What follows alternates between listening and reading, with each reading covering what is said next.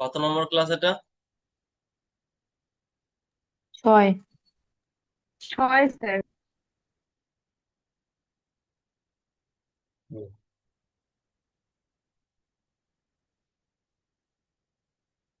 অনেকে কাজ করে পাঠিয়েছো, ভালো, ঠিকঠাক দিকে যাচ্ছে।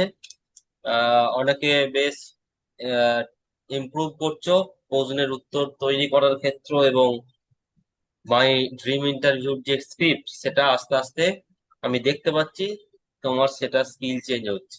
মানে তোমার সেটা একটা পজিটিভ দিক, ভালো পারফরমেন্সের দিক দিয়ে। মানে ভবিষ্যতে ইন্টারভিউর পক্ষে ভালো পারফরমেন্সের ইঙ্গিত, রিফ্লেক্সের। যাই হোক, আগের দিন মাই ড্রিম ইন্টারভিউর যে স্ক্রিপ্ট সেখান থেকে দুজনের ইন্টারভিউ নেওয়া হয়েছিল, মানে ইন্টারভিউ তাদের স্ক্রিপ্টের উপর ভিত্তি করে একদম একটা ফর্মাল ওয়েতে জাস্ট কথোপকথন হয়েছিল, যেখানে ইন্টারভিউর অতটা ওই মানে তোমার পরিবেশ ঘরানা ছিল না, কিন্তু জাস্ট কোয়েশ্চেন আনসার গুলো নিয়ে ডিসকাস হয়েছিল যে ইন্টারভিউ কোর্সটা কেমন হবে। কোর্স মিন্স গতি, ইন্টারভিউর গতিটা কোন দিকে যাবে, কেমন ভাবে হবে, কি ধরনের প্রশ্ন আসতে পারে সেই নিয়ে ধারণা। এখানে বডি ল্যাঙ্গুয়েজ, ঠিক আছে, তোমার কমিউনিকেশনটা রয়েছে, বাট বডি ল্যাঙ্গুয়েজ ইন্টারভিউর পক্ষের যে পরিস্থিতি সেইগুলো নেই, কারণ সেইগুলোর জন্য আমরা ডেমো ইন্টারভিউ নেওয়া হবে অফলাইনে।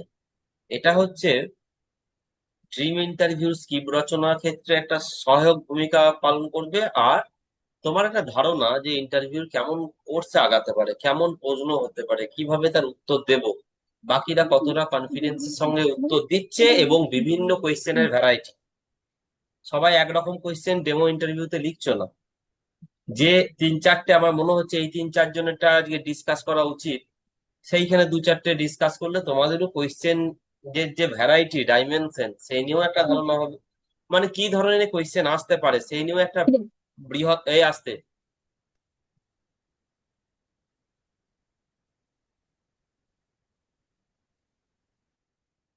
কি ধরনের কোয়েশ্চেন আসতে পারে, এক একজনের ড্রিম ইন্টারভিউ স্ক্রিপ্টে এক এক রকমের কোয়েশ্চেন আসছে।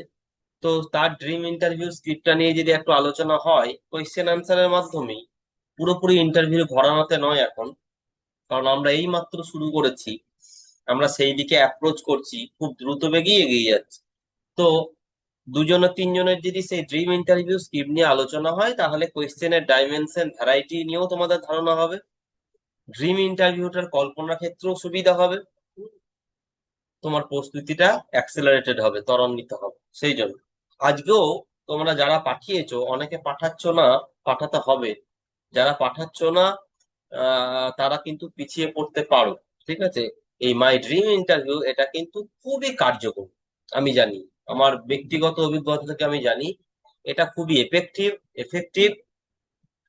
কারণ ইন্টারভিউ কি পড়বো না পড়বো তার গন্ডি বিরাট। তুমি যদি এই ড্রিম ইন্টারভিউর মতো 50টা ড্রিম ইন্টারভিউ বা 40টা বা 60 70 যে যা করতে পারো করতে পারো, কি পড়তে হবে কি পড়া উচিত নিজের গন্ডি নিজে বুঝে যাবে অনেকটাই, সঙ্গে তো এই গাইডেন্স এর মাধ্যমে। চলো, আমরা আগের দিনে কিছু কোয়েশ্চেন দিয়েছিলাম, সেগুলো নিয়ে প্রথম আলোচনা করবো, তারপরে ড্রিম ইন্টারভিউ স্ক্রিপ্ট থেকে দু একজনের ড্রিম ইন্টারভিউ স্ক্রিপ্ট নিয়ে ডিসকাশন হবে।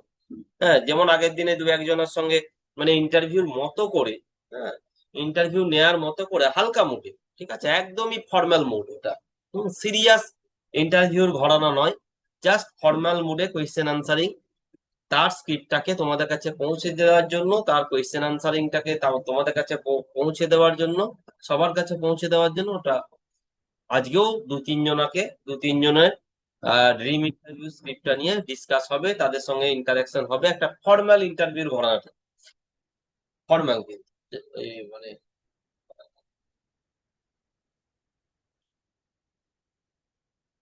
হ্যাঁ, ঠিক আছে, চলো। আচ্ছা, যেটা বলছিলাম, আমি আগের দিনে যে কোয়েশ্চেন গুলো দিয়েছিলাম সবাই উত্তর পাঠাওনি। হুম, যারা উত্তর পাঠাওনি পাঠাতে হবে। কি বলেছিলাম, প্রাইভেটাইজেশন নিয়ে একটা গুরুত্বপূর্ণ কোয়েশ্চেন দিয়েছিলাম, বাকি কোয়েশ্চেন গুলো আর একটা কোয়েশ্চেন নিয়ে আমি ডিসকাস করব। যেগুলো নিয়ে তোমাদের উত্তরটা অতটা ম্যাচিওর নয়, বাকি যেগুলো সরাসরি ইনফরমেটিভ, যেটা হচ্ছে তোমার কারিকুলাম, সিলেবাস, কো কারিকুলার অ্যাক্টিভিটিস, এইগুলো ইনফরমেটিভ। হ্যাঁ, এইগুলো নিয়ে অতটা চাপ নাই, যে কোনো সময় লিখিয়ে দেওয়া যায়। বা তোমরা লিখেছো, বেশিরভাগ জনই ঠিকঠাক লিখেছো। বা শাস্তি দান করা উচিত কিনা, এটা সবাই লিখেছো এবং ঠিকই লিখেছো। শাস্তি দান করা উচিত নয়, এক কথায় ঠিক আছে। ওইটা নিয়ে আমার উত্তর খুব একটা প্রয়োজন হবে না, আমার উত্তর দেওয়ার খুব একটা প্রয়োজন হবে না, কারণ সবাই ঠিক লিখেছো, প্রায় কাছাকাছি ঠিক অ্যাকসেপ্টেড, মানে অ্যাকসেপ্ট করা যাবে। আহ, তো অ্যাকসেপ্টেবল আর কি, মানে অ্যাকসেপ্ট করা যায়। ঠিকই আছে, কোনো অসুবিধা নেই, দরকার হলে আমি লেখাবো বা বলবো। কিন্তু তার আগেও দরকার, যেটা নিয়ে তোমাদেরকে বেশি হোঁচট খেতে হচ্ছে, সেটা হচ্ছে শিক্ষা বেসরকারীকরণ। সেটা নিয়ে একটা হোঁচট খেতে হচ্ছে, এই ওপিনিয়নটা নিয়ে। আর একটা স্ট্রেট ফরওয়ার্ড উত্তর, বিদ্যালয়কে কেন সমাজের ক্ষুদ্র সংস্করণ বলা হয়, এটা স্ট্রেট ফরওয়ার্ড উত্তর হলো, এটা মানে উত্তরের তোমাদের বিভিন্ন রকম উত্তর হয়ে গেছে।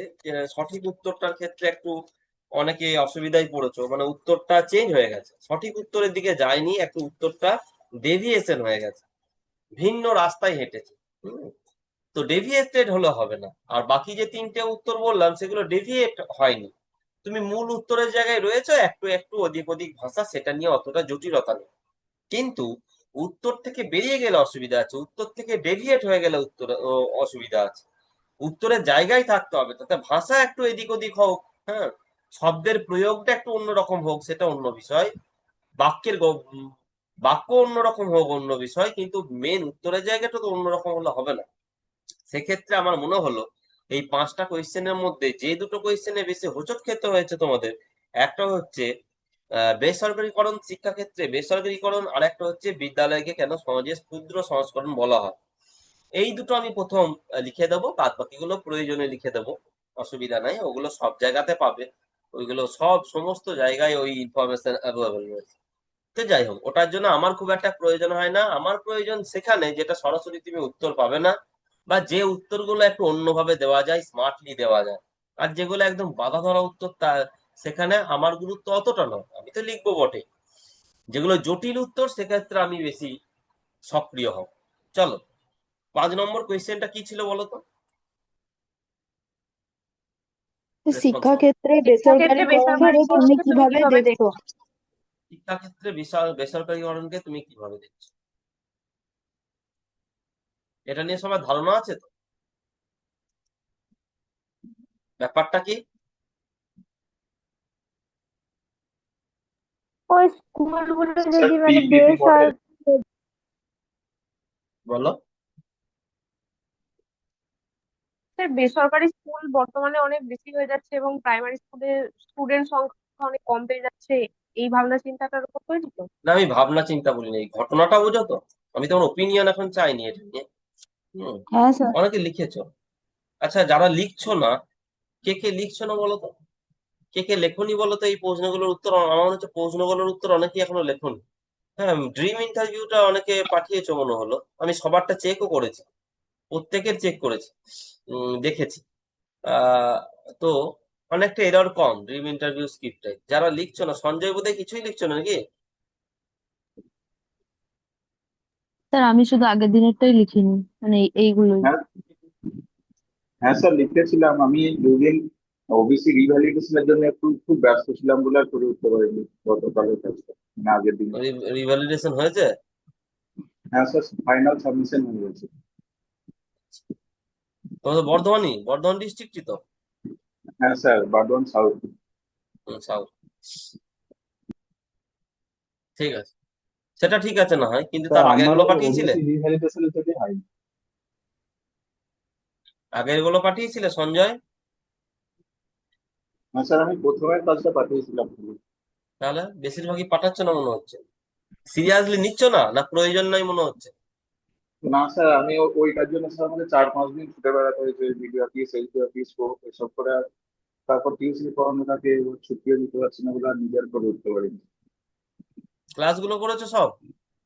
হ্যাঁ স্যার, ক্লাসগুলো সব করেছি। সুদীপ, কাজ পাঠাচ্ছ সব? কিছুটা পাঠিয়েছো সুদীপ, দেখেছি। বিবেকানন্দ, কাজকর্ম পাঠাও না তো? সিদ্ধার্থ না পাঠাওনি স্যার, মনে হচ্ছে। আমার বলো পাঠানো হয় না বিবেকানন্দ। এখনো। আমার একটাও এখনো পাঠানো এবার হয়নি। পাঠানো হয়নি এই স্যার। লক্ষ্মী পুজো থেকে পেরিয়ে এখনো পর্যন্ত ভালো করে বসতেই পাইনি। তাহলে কি করে হবে বাবা? ক্লাসই করা হয়নি 3 দিন। তাহলে সে তো করতে হবে। কেন হবে না? করতে হবে। এটাকে সিরিয়াসলি নিতে হবে, না হলে কোনো লাভ নেই। বেশিরভাগ জনই নিচ্ছে, অনেকেই নিচ্ছে এবং খুব সিরিয়াসলি নিচ্ছে, এটা দেখে ভালো লাগছে। যাদের চাকরি পাওয়ার ইচ্ছা আছে, বিবেকানন্দের চাকরি পাওয়ার ইচ্ছা নাই। বিবেকানন্দ যেটা করছে সেটাই করতে চাইছে, হ্যাঁ, ইনকাম বেশি, ওই জন্য আহ, উম, বিবেকানন্দ চাকরি পেতে চায় না। না না স্যার, ওইরকম কোনো ব্যাপার না। আচ্ছা ঠিক এই আছে। ছেলেটার শরীর খারাপ নিয়ে ওই জন্য একটু সমস্যায় ছিলাম। আচ্ছা, সেটা শরীর খারাপ হলে কিছু বলার নেই, ওটা নিয়ে কিছু বলা যাবে না। সিদ্ধার্থ প্রথমে পাঠালে, প্রথম সবগুলো খুব ভালোভাবে সিরিয়াসলি পাঠালে, এটা পাঠাওনি মনে হচ্ছে এবারে। স্যার আমার জ্বর এসেছিল স্যার এই 2 দিন প্রচন্ড। স্যার ক্লাসটাও করা হয়নি বুধবারের। রেকর্ডেড ক্লাসটা করনি? না স্যার, রেকর্ডেডটা করা হয়নি, যে লাস্ট ক্লাসটা করলাম যেটা আপনি সেই কাজ দিয়েছিলেন, হুম। বিভিন্ন কাম্য এগুলো। যে স্যার এটা এটা স্যার ওইটাই আজকে সন্ধ্যের মধ্যে পাঠিয়ে দেবো স্যার। কাম্য শিখন সামর্থ্য, বিভিন্ন কাম্য, হ্যাঁ স্যার, কাম্য কাম্য শিখন ওই ক্লাসটা করছিলাম স্যার আগের দিন। এটাই তো লাস্ট ক্লাস, বুধবারের ক্লাস। হ্যাঁ, ওটা মানে তারপরে ক্লাসটা কিন্তু প্রথমে বুধবারটা একটা মিস হয়ে গিয়েছিল স্যার, ওটা দিয়ে করানো দিয়ে তখন আর কাজটা দিয়ে পাঠানো হয়নি স্যার আজকে। যারা কাজ করছো না তাদেরকে কাজ করতে হবে। চলো, শিক্ষাক্ষেত্রে হ্যাঁ স্যার। বেসরকারীকরণ কিভাবে দেখছো? কে বলবে একটু বলো তো শুনি, কে বলবে? স্যার বলবো। অনুপমা স্যার বলো। স্যার, শিক্ষাক্ষেত্রে বেসরকারীকরণ হলে শিক্ষার যে শিশুর যে সাধারণ অধিকার, শিক্ষার অধিকার আইন অনুযায়ী শিশুকে বিনামূল্যে শিক্ষা 6 থেকে গ্রহণের 14। বলো বলো অধিকার বলো। আছে। এবং সেইটা তাহলে বেসরকারীকরণ হওয়ার ফলে শিক্ষা আর বিনামূল্যে থাকবে না, শিক্ষা তখন ব্যয়বহুল হয়ে যাবে। আর হুম। বেসরকারীকরণ হওয়ার ফলে যেটা হবে, শিক্ষা ক্ষেত্রটাও বাণিজ্যিকরণে পরিণত হবে, শিক্ষার হুম। নিয়েও বাণিজ্যিকরণ হবে। যার ফলে হুম। শিশু সাধারণ অধিকার যে সে বিনামূল্যে শিক্ষা গ্রহণ করার যে তার অধিকার, সেটা সে সেই অধিকার থেকে সে বঞ্চিত হবে। এবং শিক্ষা ব্যয়বহুল হওয়ার ফলে আচ্ছা, সেটা রিপিট অনেক। হয়ে যাচ্ছে। হ্যাঁ। আচ্ছা। ঠিক আছে, ঠিক আছে, ঠিক আছে, মানে ঠিক আছে বলতে ঠিক আছে, তোমার থট তুমি রিপ্রেজেন্ট করেছো, ঠিক আছে। রিপিটেশনটা আটকাতে হবে, হ্যাঁ, খুব বেশি রিপিটেশন লেখার মধ্যে যেন হয়, বলার সময়, বোঝানোর সময় রিপিটেশন হবে। আমি তোমাকে যখন বোঝাবো তখন এক কথা দুবার তিনবার বলবো তোমাদের বোঝানোর স্বার্থে, বাট লেখার সময় রিপিটেশন যেন না আসে, বা তোমার উত্তর করার সময় বা আমার ফাইনাল উত্তরের সময় তো রিপিটেশন হলে হবে না, বলে তোমার উত্তরের সময়। চলো। আহ তা আমি একটু ঠিক বলার আছে, চেষ্টা করব।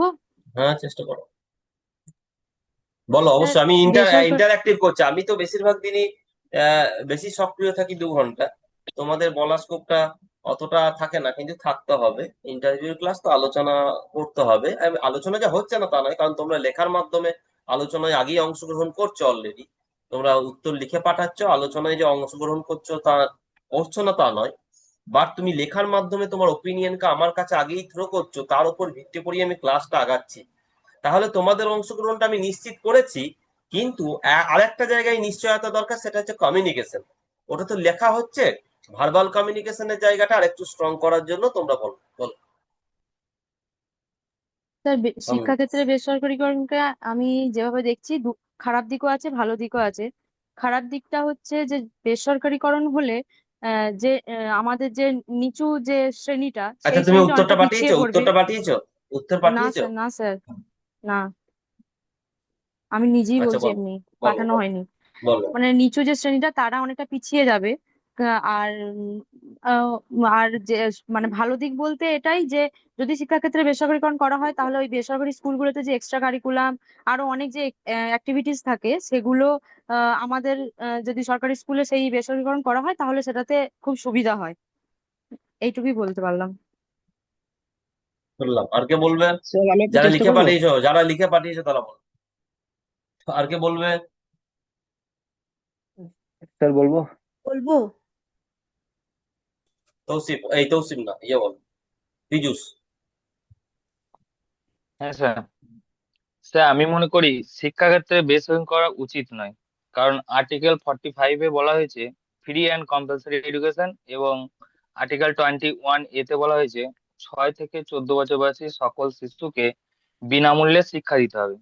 যদি বেসরকারিকরণই করা হয় তাহলে আমাদের সমাজে আর্থিকভাবে দুর্বল সম্প্রদায় শ্রেণীর মানুষগুলো তাদের শিশুকে শিক্ষা দিতে পারবে না, ফলে সমাজ উন্নত হবে না এবং রাষ্ট্রও ক্ষতি হবে। তাই সমাজ এবং রাষ্ট্রের স্বার্থে ব্যাস, ঠিক আছে, পেয়ে গেছি, শিক্ষার্থীকে বার্তা পেয়েছি। বেসরকারি। ঠিক আছে, পিচুস, বার্তা পেয়েছি। ঠিক আছে, ভালো। আর কে, আর কে বলবে? স্যার আর কে আমি বলবো। বলবে? পায়েল, বল। স্যার শিক্ষাক্ষেত্রে বেসরকারিকরণকে আমি খুব একটা ভালো চোখে দেখছি না। তার কারণ হচ্ছে আমাদের ভারতবর্ষ অনেক দিকে বিজ্ঞান এবং প্রযুক্তিতে উন্নত হলেও অর্থনৈতিকভাবে এখনো সমৃদ্ধশালী হয়ে উঠতে পারেনি। অনেকেই এখনো আর্থিকভাবে খুবই দুর্বল, এবং যেখানে খাদ্য বস্ত্র বাসস্থানের চাহিদাই তাদের পূর্ণ হয় না, সেখানে শিক্ষার মতো একটা গুরুত্বপূর্ণ বিষয়কে তারা বেসরকারি অর্থাৎ টাকা দিয়ে পড়ার কথা তারা ভাববে না। এবং তার ফলে অনেক শিশু শ্রমিকের আম, যে প্রাদুর্ভাব মানে দেখা দেবে, অনেক শিশু শ্রমিক হয়তো সংখ্যাটা বৃদ্ধি পাবে। এবং তারা শিক্ষা মানে প্রাথমিক যে শিক্ষা সেটা সে পাবে না, এবং তার জন্য বাহ, ঠিক আমাদের আছে, সমাজ ঠিক আছে, খুবই আর বলতে হবে না, আর কুপ্রস্থান। বলতে হবে, আর বলতে হবে না, ঠিক আছে। তোমরা যে যে সবাই বলছো নিজের মতো ভাবনা থেকে এক একটা দিক আছে, খুব ভালো। এইগুলো যদি ভাবতে পারো তোমার ম্যাচুরিটি অন্য লেভেলে পৌঁছাবে। ঠিক আছে, আমি একটা উত্তর বলবো তোমাদেরকে, একটা কাঠামো বলবো। বলবো। ওয়েট, একটা কাঠামো বলবো, কিন্তু নিজস্ব চিন্তা ভাবনা রেখে যদি এগুলো ভাবো, তাতে যেমন উত্তর হোক, ভালো মন্দ সবাই ভালো বলছো, ঠিক আছে, সেটা কিন্তু তোমাকে একটা মাত্রায় নিয়ে যাবে ম্যাচুরিটির ক্ষেত্রে, যেটা খুবই দরকার। কপি পেস্ট করবেন, কিছু ইনফরমেশন নিলে এখান ওখান থেকে। ইনফরমেশন অফকোর্স তোমার কিছু একটা সোর্স লাগবে, ইনফরমেশনের জন্য তুমি একটা অবশ্যই সোর্স ব্যবহার করবে, কিন্তু হ্যাঁ, চিন্তা ভাবনা ওপিনিয়নটা হুবহু ঢুকিয়ে দেবে বা কারোর কাছ থেকে ধার করবে, এটা করবেন না। তাহলে আসল উদ্দেশ্যটা সাধন হবে না। চলো, কে বলছিলেন? স্যার সিদ্ধার্থ। বলো। হ্যাঁ স্যার, প্রায় এই সবাই তো উত্তর বললো পাঠিয়েছো সিদ্ধার্থ, উত্তর পাঠিয়েছো?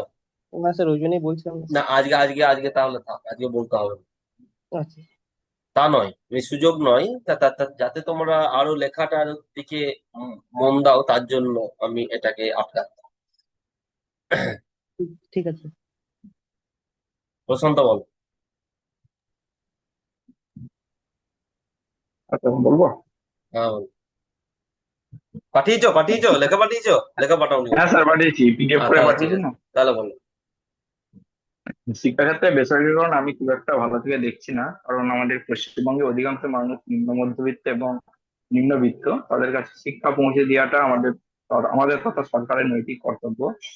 যেখানে সরকার অবৈতনিক শিক্ষা, মিড ডে মিলের মতো প্রকল্প চালু করেছে, তারা বিনামূল্যে তাদের মৌলিক অধিকার পড়াশোনার পাশাপাশি তাদের প্রাথমিক চাহিদা, খাদ্যের চাহিদা মেটে, সেখানে বেসরকারিকরণ এর মাধ্যমে শিক্ষা গ্রহণ বোঝা হয়ে উঠবে বলে আমি মনে করি। পশ্চিমবঙ্গ কথাটা ইউজ করো না, কারণ আমরা যখন শিক্ষাক্ষেত্রে বেসরকারিকরণ বলছি, এটা সামগ্রিক আমাদের দেশের পার্সপেক্টিভই সাধারণত আলোচনা হয়, কারণ এটা আমাদের দেশেরই একটা ইস্যু। এই মুহূর্তে বেসরকারিকরণটা শুধুমাত্র একটা রাজ্যের সমস্যা এমনটা নয়। যদি ক্যাটাগরিক্যালি রাজ্যের কথা বলে, তখন তুমি রাজ্যতে আসবে, আদারওয়াইজ রাজ্যতে আসবে না। বিষয়টা কিন্তু আমাদের দেশের শিক্ষাক্ষেত্রে প্রাইভেটাইজেশনের যে ছাপটা, যে এখন রিফ্লেক্ট মানে আহ, যে প্রভাবটা দেখা যাচ্ছে, সেটা কিন্তু সামগ্রিকভাবে আমাদের পুরো দেশে বিভিন্ন রাজ্যে একসঙ্গে আমদানি হচ্ছে। হ্যাঁ, তো সেই জন্য এটা কিন্তু শুধুমাত্র রাজ্যের ইস্যু হিসেবে দেখবে না, যতক্ষণ না ক্যাটাগরিক্যালি রাজ্যের কথা বলছে, দেশের কথা হিসেবে বিবেচনা করবে। যাই হোক, ঠিক আছে, পশ্চিমবঙ্গ কথাটা কিন্তু যতক্ষণ না যারা যারা কোয়েশ্চেন করছেন তারা পশ্চিমবঙ্গের কথা বলছেন, ততক্ষণ পশ্চিমবঙ্গ কথাটা বলবেন, এটা দেশ হিসেবে দেখবে, কারণ প্রাইভেটাইজেশনের মতো সিদ্ধান্তগুলো সাধারণত ইউনিয়ন গভর্নমেন্ট নেয়। ঠিক আছে, কিছু কিছু জিনিস যেটা আমাদের স্টেট স্টেটের ক্ষমতার মধ্যে আছে, এডুকেশনও একটা, বাট পলিসিগতভাবে ইউনিয়ন গভর্নমেন্ট এই পলিসিগুলো অনেকটা মেক করে যে প্রাইভেটাইজেশন কতটা হবে, কিভাবে হবে, কি হবে না।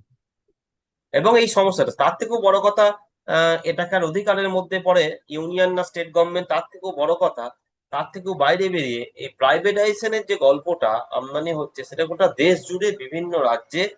উম, এবং সমস্যা যদি এটা হয়, সমস্যা বা যাই হোক না কেন, ভালো দিক যাই হোক না কেন, এটা গোটা দেশের পার্সপেক্টিভই কিন্তু সাধারণভাবে আলোচনা হয় এখন, গোটা দেশের পার্সপেক্টিভই আলোচনা হয়। তো যাই হোক, ঠিক আছে। নেক্সট নেক্সট চলো, আমি একটু অন্যরকম দেবো। তোমরা একটা ভার্ডিক্ট দেওয়ার চেষ্টা করেছো, এখানে রায় দেওয়ার চেষ্টা করেছো যে হতে দেওয়া যাবে না। হুম, ঠিক আছে, বাট ভার্ডিক্টের ক্ষেত্রে আমার এই এই জায়গায় একটু কি আছে, দ্বিমত আছে। রায় দেওয়াটা হচ্ছে খুব রিস্কি কিছু ক্ষেত্রে। তুমি তোমার রায় দিয়ে দেওয়াটা খুব রিস্কি কিছু ক্ষেত্রে। এমন ব্যালেন্স উত্তর বলতে হবে যাতে তুমি ওর বিরুদ্ধাচারণ করছো এটা যদি বোঝা যায়। কিছু ক্ষেত্রে যেমন তুমি শাস্তির বিরুদ্ধে থাকবে, এটা স্বাভাবিক, ওইখানে তোমাকে রায় দিতে হবে, ঠিক আছে, উপায় কিছু নেই। তুমি সেই শাস্তিদান করা উচিত কি উচিত নয়, এক কথায় সবাই নাই বলতে হবে, এটা ভালো ধরা।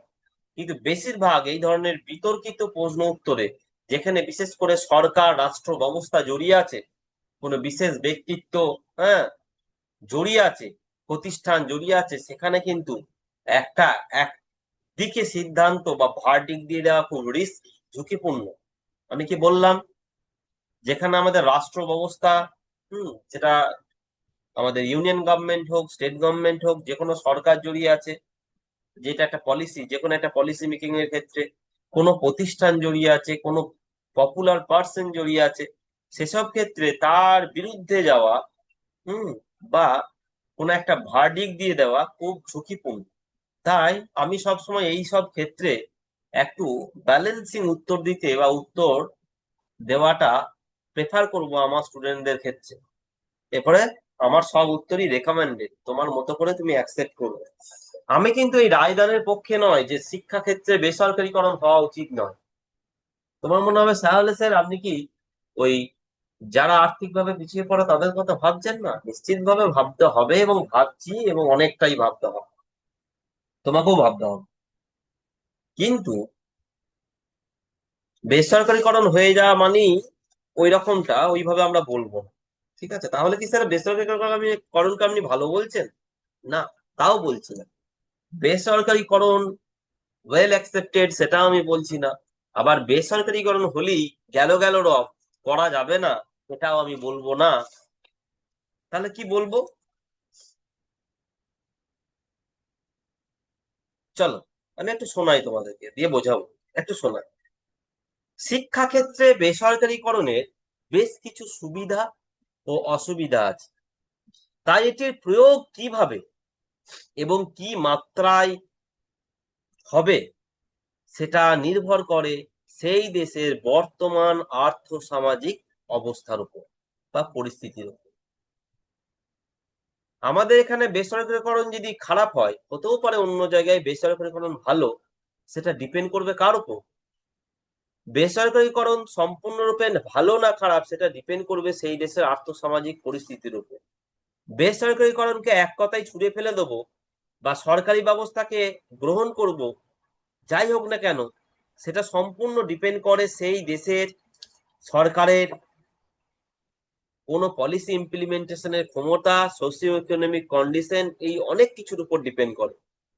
যেটা ভারতবর্ষের ক্ষেত্রে সত্যি সেটা আমেরিকার ক্ষেত্রে সত্যি নাও হতে পারে, যেটা আমেরিকার ক্ষেত্রে সত্যি সেটা ইসরায়েলের ক্ষেত্রে সত্যি নাও হতে পারে, বা ভারতের ক্ষেত্রে সত্যি নাও হতে পারে। কিছু প্রেক্ষাপট ঠিক করে দেয় কোন দেশের ক্ষেত্রে কোনটা ঠিক। আমি একটু বলি, এই উত্তর বলতে বলতে বলতেই একটু বলি। ধরো তুমি বলছো বেসরকারি করণ ভালো নয়, তুমি ভার্ডিক্ট দিচ্ছ। তাহলে দেখো, স্বাস্থ্যও কিন্তু গুরুত্বপূর্ণ একটা ক্ষেত্র, স্বাস্থ্য ক্ষেত্র। তুমি ধরে নাও সমস্ত বেসরকারি যে হাসপাতাল সেইগুলো আর নেই। কেউ ভেবো না যেন বেসরকারি মানে নার্সিং হোম হয়, হাসপাতাল হয় না, এরকম না। বেসরকারি হলেই হাসপাতাল, এই নার্সিং হোম হয়, হাসপাতাল নয়, এটা কিন্তু আমরা যেটা কেউ ভেবো না। হ্যাঁ, তাহলে সমস্ত বেসরকারি হাসপাতাল যা আছে তার কি দরকার নেই আমাদের আজকের দিনে দাঁড়িয়ে? বেশিরভাগ ক্ষেত্রে কি রিয়েলাইজেশন, বেশিরভাগ তোমরা কজন সরকারি যা প্রতিষ্ঠানে শিক্ষায় স্বাস্থ্যের সুবিধা মানে সার্ভিস নিতে যাচ্ছ?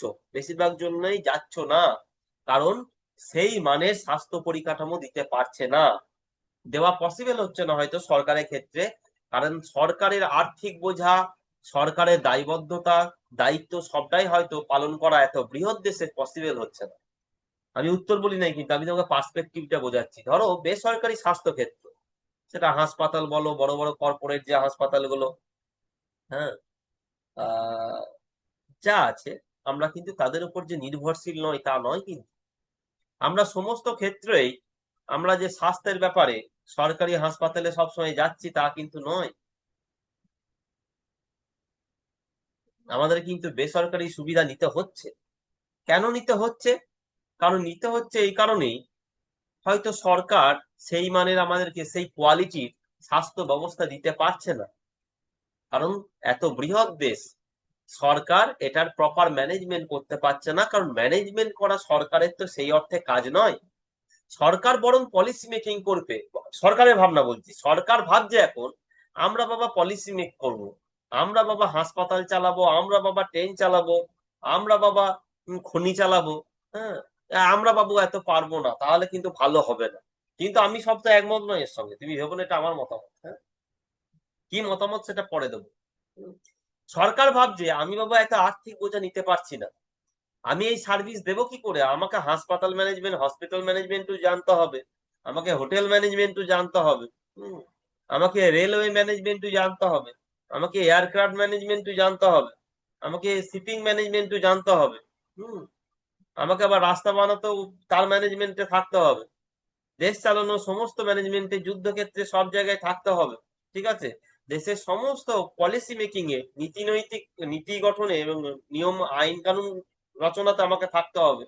তাহলে বাবা আমার কাজের বোঝা একটু কমাতে হবে, হুম, বা আমার আর্থিক বোঝা কমাতে হবে। ঠিক আছে, এটা সরকারের ভাবনা। তো সেই ভাবনা থেকে বা সেই জায়গা থেকে সরকার সার্ভিস দিতে পারছে না বলে আমাদেরকে আগে বেসরকারি স্বাস্থ্য প্রতিষ্ঠানের উপরে নির্ভরশীল হতে হচ্ছে। তাহলে তোমাকে যদি বলা হয় আজকে, তোমাকে যদি আজকে বলা হয় বা না, তোমাকে যেতে দেওয়া যাবে না, কেউ তোমরা যাবে না, তোমাদেরকে মানে কারো যা চলবে না বেসরকারি কোনো নার্সিং হোম, হাসপাতাল, সব তোমাকে হাসপাতালে, সরকারি হাসপাতালেই বাবা নিতে হবে। তাহলে সেটা আমার পছন্দের ওপর একটা আমার স্বাধীনতার ওপর একটা হস্তক্ষেপ হয়ে যাবে না? আমার যে চয়েস করার স্বাধীনতা, আমি কোথায় যাব, সেই চয়েস করার যে স্বাধীনতা আমার খর্ব হয়ে যাচ্ছে না? আবার দেখো, ধরো খাদি গ্রামোদ্যোগ সরকারি একটা প্রতিষ্ঠান, যেখানে বিভিন্ন রকম সরকারি মানে পোশাক আশাক, অনেক ভেষজ ঔষধ, বিভিন্ন কসমেটিক্স মানে বিক্রি করে, খাদি পোশাক আশাক, বিভিন্ন রকম জিনিস। তোমাকে যদি বলে সব খাদি থেকে কিনতে হবে, তুমি বাবু দুর্গাপুজোয় খাদির জামা পরে বেরোবে? হ্যাঁ, কি বললাম ভালো করে শোনো, সেটা কি হয়ে যাবে বলো তো? তোমাকে ওই যে সরকারি, তুমি ওই টেক্সটাইলে যাও, সরকারি যে টেক্সটাইল আছে, তাঁত শিল্পের দোকান আছে, তাঁত ঘর আছে, সেখানে যাও, বা খাদিতে যাও, দিয়ে পোশাক আশাক কেনো বাবু, দিয়ে তোমাকে যেতেই হবে, ওখানেই যেতে হবে। তুমি কিন্তু কোনো বেসরকারি কোনো শপিং মলে যেতে পারবে না, রিলায়েন্সে যেতে পারবে না, প্যান্টালুন্সে যেতে পারবে না, ঠিক আছে, বা হাজারো ব্র্যান্ড, বড় বড় ব্র্যান্ড, হ্যাঁ, কোথাও তুমি যেতে পারবে না, বা কোনো বেসরকারি আউটলেটে যেতে পারবে না তুমি, তোমাকে এই খাদিতে যেতে হবে। আর সরকারি যে তাঁত ঘর, হ্যাঁ, বা টেক্সটাইলের ইয়েগুলো আউটলেট গুলো আছে, সেখানে গিয়েই বাবা তোমার জিনিস কিনতে হবে। তাহলে তুমি কি করলে রইলো, আমি এই দুর্গাপুজোয় এবার আর বেরুলাম না, ঠিক আছে, তার মানে তোমার স্বাধীনতায় হস্তক্ষেপ হয়ে গেল। আবার যদি বলি তোমাকে বেসরকারি শিক্ষা স্বাস্থ্য প্রতিষ্ঠানে যাওয়া যাবে না, সব সরকারি হাসপাতালে যাও, সেটাও তোমার স্বাধীনতায় হস্তক্ষেপ হয়ে গেল। তুমি তোমার যে চুজ করার স্বাধীনতা, আমি কি খাবো, কি পরবো, কি মানের খাবার খাবো, কি মানের মানে পরিধান, আহ, বা মানে আমার কি বস্ত্র পরবো, সেটা তোমাকে ঠিক করতে দেওয়া হলো না। তা সেটাও কিন্তু তোমার স্বাধীনতায় হস্তক্ষেপ হলো। তো কেউ যদি মনে করে আমি বেসরকারি শিক্ষা প্রতিষ্ঠানে পড়বো, আমার সরকারি শিক্ষা প্রতিষ্ঠানের বাবু ওই সার্ভিস পছন্দ নয়, যেমন হাসপাতালে আমাদের সার্ভিস অনেক ক্ষেত্রে পছন্দ হচ্ছে না, তা কোনো যদি ব্যক্তি মনে করে সরকারি স্কুলের যা পরিকাঠামো, তাতে করে বাবা আমার পছন্দ হচ্ছে না, আমি বেসরকারি স্কুলে আমার ছেলেকে ভর্তি করব, ওখানে যা সার্ভিস তা আমার পছন্দ নয়, বরং বেসরকারি স্কুলের পছন্দ, বর্তমান যা পার্সপেক্টিভ তাতে করে, তাহলে তাকে যদি সেই জায়গাটা আটকে দেওয়া হয়, তারও স্বাধীনতাকে হস্তক্ষেপ হবে বলে আমি অন্তত মনে করি। তাহলে একটা ব্যালেন্স উত্তর যদি দেওয়া হয়, ঠিক আছে, কারো সবারই একটা চুজ করার স্বাধীনতা আছে। আমি আমার ছেলেকে হাসপাতালে, সরকারি হাসপাতালে চিকিৎসা করব না, ঠিক আছে, অ্যাপেলো মণিপালে নিয়ে যাব, ঠিক আছে, সেটা আমার স্বাধীনতা, ফর্টিসে নিয়ে যাব, সেটা আমার স্বাধীনতা। আবার আমি আমার ছেলেকে তোমার সরকারি স্কুলে পড়াবো না অন্যান্য প্রাইভেট স্কুলে পড়াবো, হাজারো প্রাইভেট স্কুল, সেটাও আমার স্বাধীনতা। ঠিক আছে, কারণ সরকারি স্কুল যে সব ক্ষেত্রে উন্নততর পরিষেবা দিতে পারছে তা নয়। তুমি বলবে পরিষেবার উন্নতি করো, পরিষেবার উন্নতি তো নিয়ে কোয়েশ্চেন নয়, বেসরকারীকরণ হওয়া উচিত কিনা, বেসরকারীকরণ হওয়া উচিত কিনা সে নিয়ে কোয়েশ্চেন। তা বর্তমানে সরকারি শিক্ষা ব্যবস্থা কেমন তার উপর তোমাকে অ্যানালিসিস করতে হবে, এই হওয়া উচিত দিয়ে এই বন্ধ হওয়া উচিত সেটা তো বললে হবে না। তাহলে উত্তরটা এরকম, আমি আবার ওখান থেকে শুরু করি যেখান থেকে বলছিলাম, তোমাকে বোঝালাম এতক্ষণ আমি যে শিক্ষাক্ষেত্রে বেসরকারীকরণের বেশ কিছু সুবিধা ও অসুবিধা আছে, তাই এটির প্রয়োগ কিভাবে ও কি মাত্রায় হবে সেটা নির্ভর করে সেই দেশের বর্তমান আর্থসামাজিক অবস্থার উপর। ভারতের বর্তমান আর্থসামাজিক পরিস্থিতিতে পরিমিত ও নিয়ন্ত্রিত মাত্রায় হয়তো বেসরকারীকরণে হয়তো অনেকের বিকল্প শিক্ষা ব্যবস্থা অনুসন্ধানের সুযোগকে বাড়াতে পারে, কিন্তু সম্পূর্ণ মাত্রায় বেসরকারীকরণে অনেককে শিক্ষার সম্পূর্ণ সুযোগ থেকে বঞ্চিত করবে, যা ভারতের সংবিধানের পরিপন্থী। কি বললাম এখানে, কি হলো, বেসরকারীকরণ এবং সরকারিকরণের একটা ব্যালেন্স। মানে আমি বললাম বেসরকারীকরণ যে হওয়া উচিত নয় এটা আমি স্ট্যান্ড নিলাম না, আবার বেসরকারীকরণের যে খারাপ দিক আছে সেটাকেও রিফ্লেক্ট করলাম। দেখো একটা ব্যালেন্স আছে এর মধ্যে। উত্তরটা বোঝার চেষ্টা করো, আমি প্রত্যেকটা লাইন থেকে তোমাকে জিজ্ঞেস করবো যে কেন কথা বলেছি। শিক্ষাক্ষেত্রে বেসরকারীকরণের বেশ কিছু সুবিধা ও অসুবিধা আছে, তাই এটির প্রয়োগ কিভাবে ও কি মাত্রায় হবে সেটা নির্ভর করে সেই দেশের বর্তমান আর্থসামাজিক অবস্থার উপর। কিভাবে হবে এবং কি মাত্রায় হবে, মানে কতটা হবে, কতটা প্রাইভেটাইজেশন হওয়া উচিত, সম্পূর্ণ না আংশিক, আমার কথাটা বুঝলে? কিভাবে এবং কি মাত্রায় হবে সেটি সেই দেশের বর্তমান আর্থসামাজিক অবস্থার উপর নির্ভর করবে। হ্যাঁ, বর্তমান আর্থসামাজিক অবস্থার উপর নির্ভর করবে না, ভারতবর্ষে কতটা প্রাইভেটাইজেশন হওয়া উচিত, হওয়া উচিত কি উচিত নয়, আমেরিকার প্রেক্ষাপটে একই উত্তর হবে না, ইসরায়েলের প্রেক্ষাপটে একই উত্তর হবে না, কেনিয়া জিম্বাবুয়ের প্রেক্ষাপটে একই উত্তর হবে না। সেই জন্য আমি এই কথা বলেছি। আমি আবারও বলছি, এবারে কমপ্লিট উত্তর বলবো। শিক্ষাক্ষেত্রে বেসরকারীকরণের বেশ কিছু সুবিধা ও অসুবিধা আছে, তাই এটির প্রয়োগ কিভাবে ও কি মাত্রায় হবে সেটা নির্ভর করে সেই দেশের বর্তমান আর্থসামাজিক অবস্থার উপর। ভারতের বর্তমান আর্থসামাজিক পরিস্থিতিতে পরিমিত ও নিয়ন্ত্রিত মাত্রায় বেসরকারীকরণে হয়তো অনেকের বিকল্প শিক্ষা ব্যবস্থা অনুসন্ধানের সুযোগ বাড়াতে পারে, কিন্তু সম্পূর্ণ মাত্রায় বেসরকারীকরণে অনেককে শিক্ষার সুযোগ থেকে বঞ্চিত করবে, যা ভারতের সংবিধানের পরিপন্থী। আমি কি বললাম বুঝতে পেরেছো?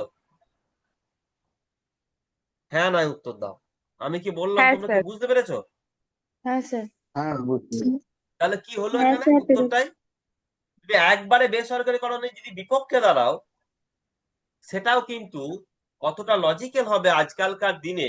ঠিক আছে, এই মুক্ত অর্থনীতি প্রাইভেটাইজেশনের দিনে, ঠিক আছে, যেখানে সবকিছুতে কর্পোরেট মানে কর্পোরেটদের দাপাদাপি, প্রাইভেটাইজেশনের দাপাদাপি, তুমি নিজেও সেই সুযোগ নিতে চাইছো, অন্য ক্ষেত্রে তুমি আহ সেই সুযোগ নিতে চাইছো, অথচ এক্ষেত্রে তুমি স্ট্রিক্টলি একটা জায়গায় স্ট্রিক করে দাঁড়িয়ে থাকছো যে না এটা হতে দেওয়া যাবে না, সেটা নিয়ে মানে তার থেকেও অনেক উন্নত মানের ভাবনা হবে যদি তুমি একটা ব্যালেন্স উত্তর দাও। আমাদের আর্থসামাজিক পরিস্থিতির নিরিখে তুমি যদি উত্তর দাও যে হ্যাঁ হোক, পরিমিত নিয়ন্ত্রিত মাত্রায় হতে পারে, সেটা যারা প্রাইভেট স্কুলে পাঠাতে চাইছে ছেলেদিকে তাদের স্বাধীনতাও তো হস্তক্ষেপ করা যাবে না, এই কথাটা কিন্তু বলবে না, ওর মধ্যে রিফ্লেকশন আছে।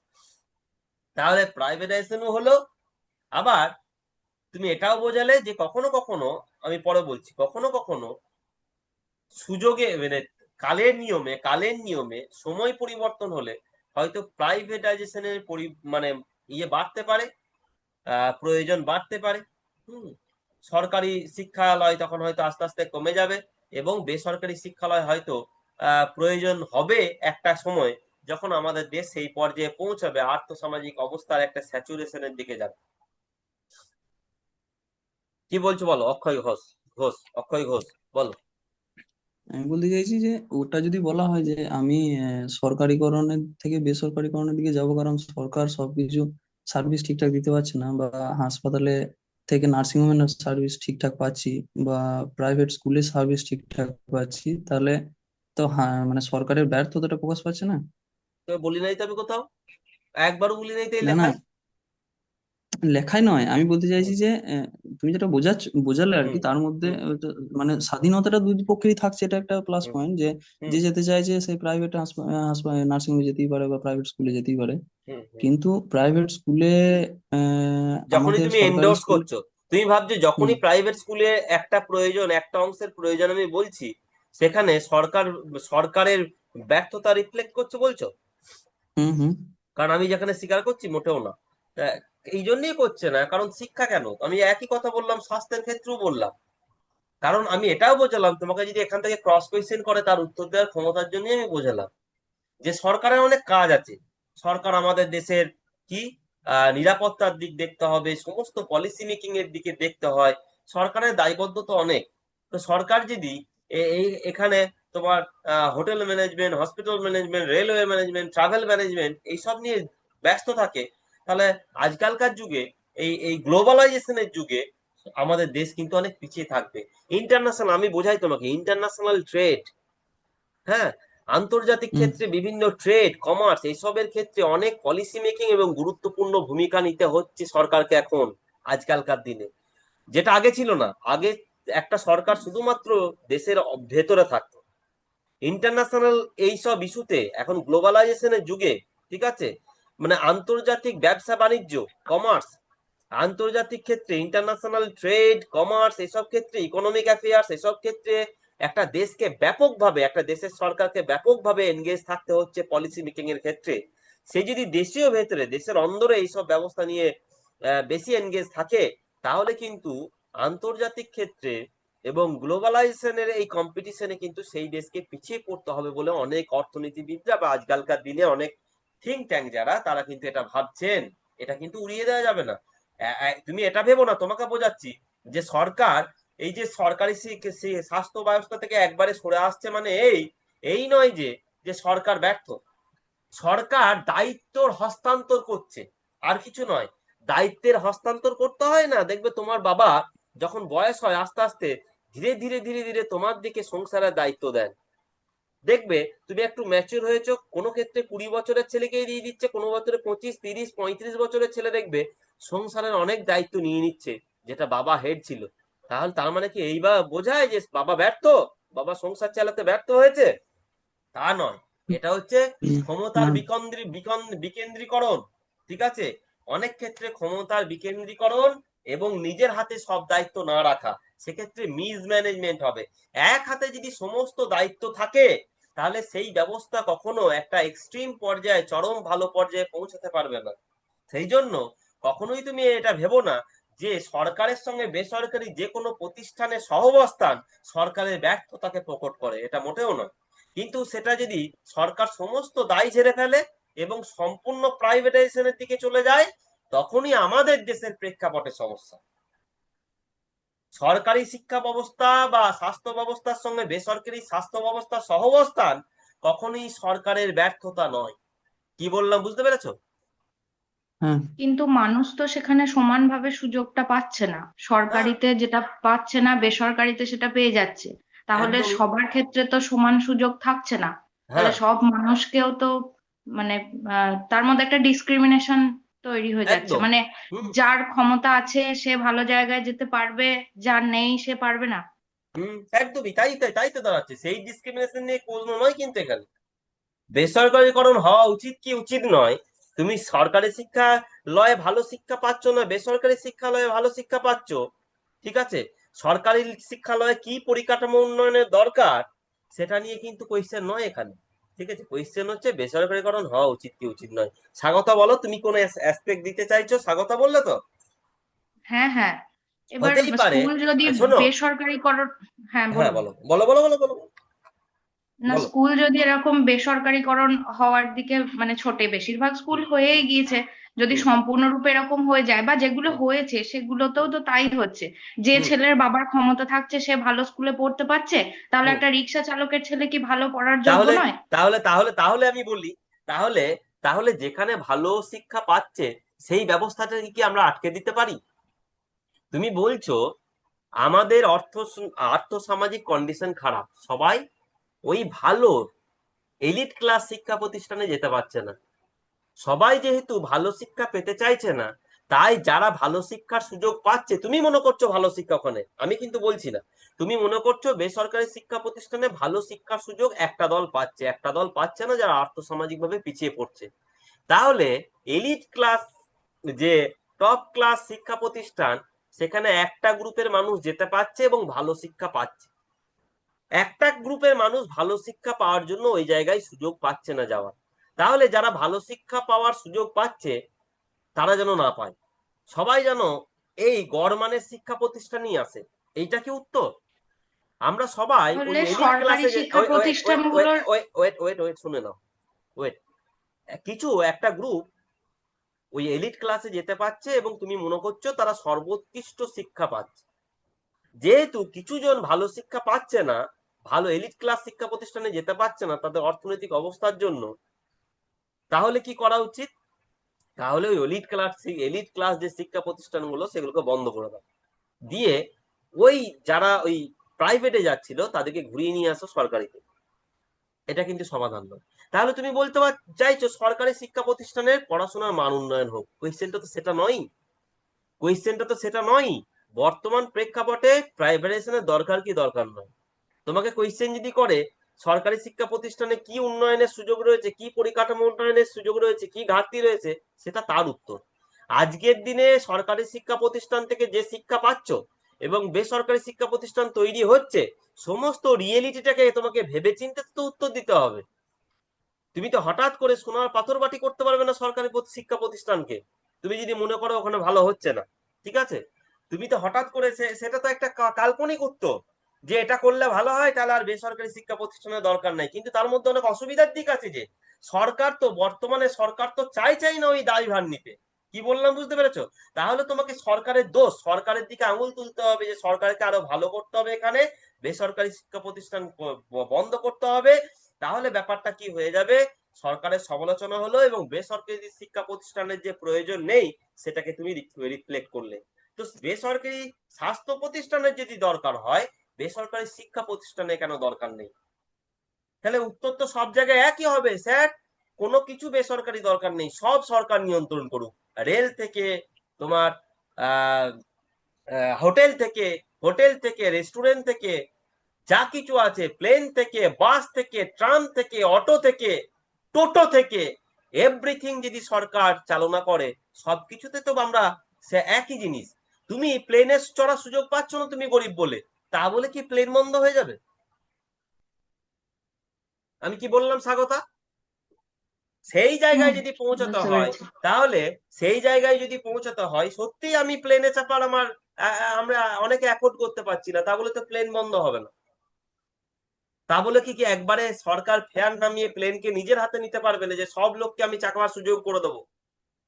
বাবা, যে এখান থেকে ওখানে কাজে যাচ্ছে, যে আহ শ্রমিক শ্রেণী, তাকেও আমরা প্লেনে চড়ার সুযোগ করে দেব, দিয়ে আমরা ভর্তুকি দেব। হ্যাঁ, অনেক ক্ষেত্রে ওটা প্রয়োজন আছে, আমি অনেক ক্ষেত্রে সেটারই পক্ষে। আমি শিক্ষাটা তো ব্যক্তিগতভাবে মৌলিক অধিকারের মধ্যে চলে আসছে আবার। যা কিছু এভরিথিং এভরিথিং স্বাস্থ্যর, ওই জন্যই আমি উদাহরণটা স্বাস্থ্য দিয়েছি। হ্যাঁ, মৌলিক অধিকার হয়েছে তো কি হয়েছে, বাকিগুলো অধিকার, তুমি যত মৌলিক অধিকার তো আমাদের সংবিধান দিয়েছে, মানুষ তৈরি করেছে মৌলিক অধিকারের কথা। মৌলিক অধিকার তো অন্য কোথাও লেখা ছিল না, মানুষ মনে করেছে এগুলো বাঁচার জন্য আমাদের প্রয়োজন।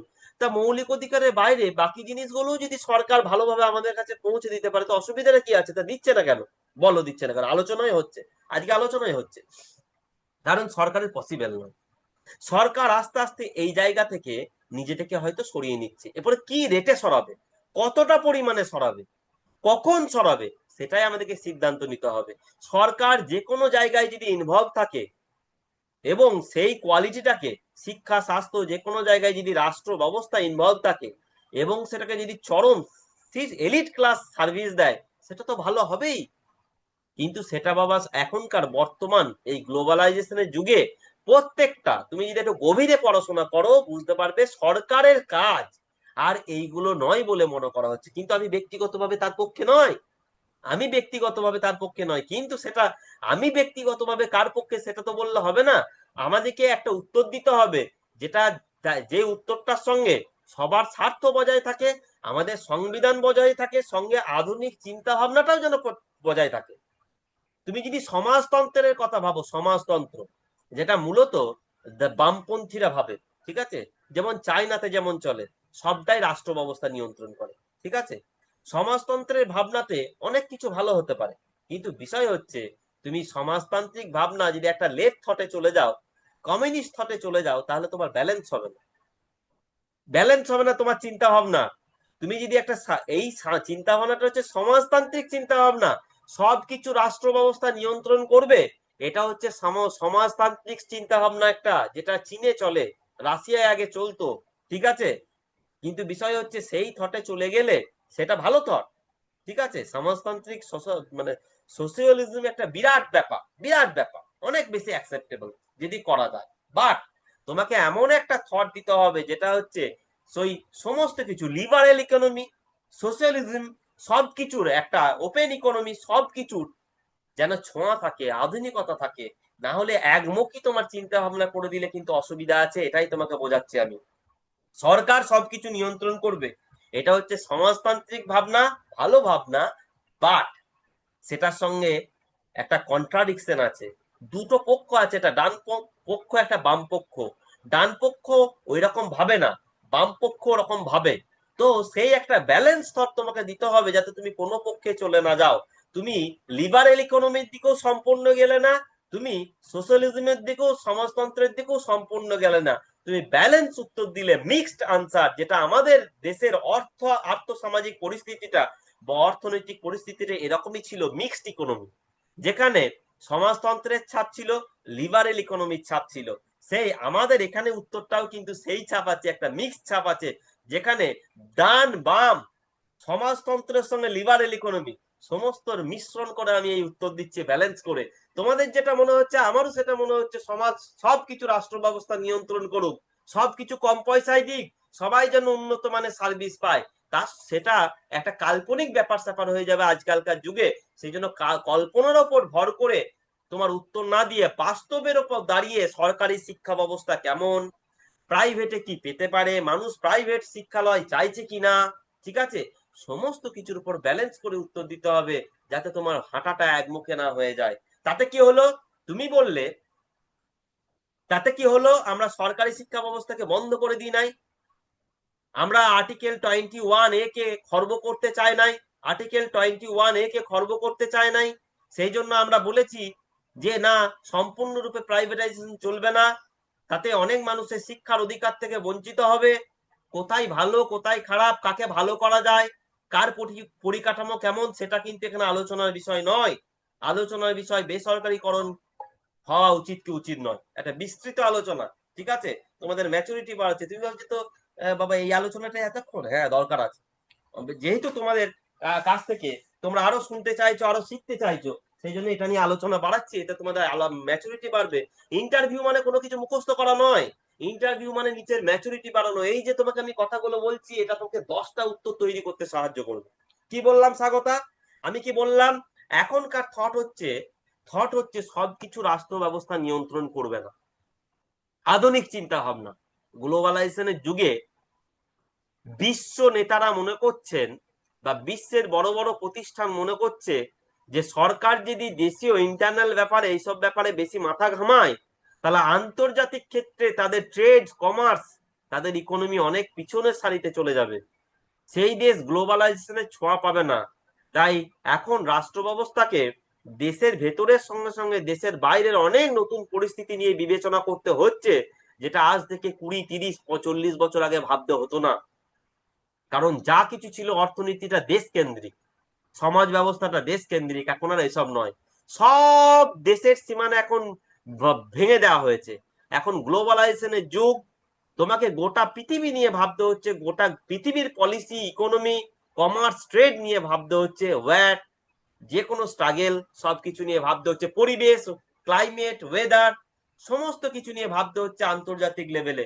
তাই তুমি যদি এখন দেশের ভেতরে, দেশের রেল, দেশের শিক্ষা নিয়ে সম্পূর্ণভাবে মেতে থাকো, তাহলে তুমি না পারবে ভালো রেলের সার্ভিস দিতে, না পারবে ভালো শিক্ষার সার্ভিস দিতে, না পারবে ভালো স্বাস্থ্য সার্ভিস দিতে, না পারবে গ্লোবালাইজেশনের যুগে পাল্লা দিয়ে অন্য দেশের সঙ্গে নিজেকে এগিয়ে নিয়ে যেতে।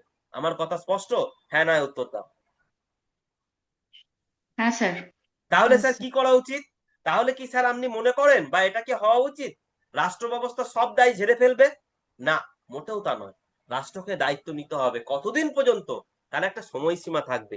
যতদিন পর্যন্ত আমাদের আর্থসামাজিক পরিস্থিতিতে সরকারকে স্বাস্থ্য শিক্ষা নিয়ন্ত্রণ করতে হবে, করা উচিত, সবার স্বার্থের কথা ভেবে ততদিন করতে হবে।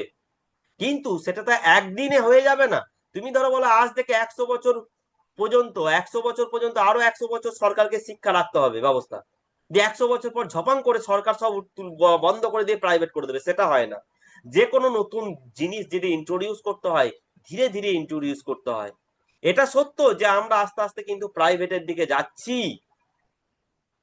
মডার্ন থট সেই দিকেই নিয়ে যাচ্ছে।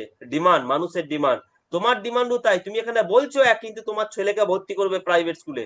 তুমি এখানে আমি বলছো এই এক, কোশ্চেনটাই করতে যাচ্ছিলাম তুমি যে এখানে যদি বলছো আমার এক, এটা ওয়েট, তুমি এখানে বলছো এক, কিন্তু তোমার ডিমান্ড আলাদা।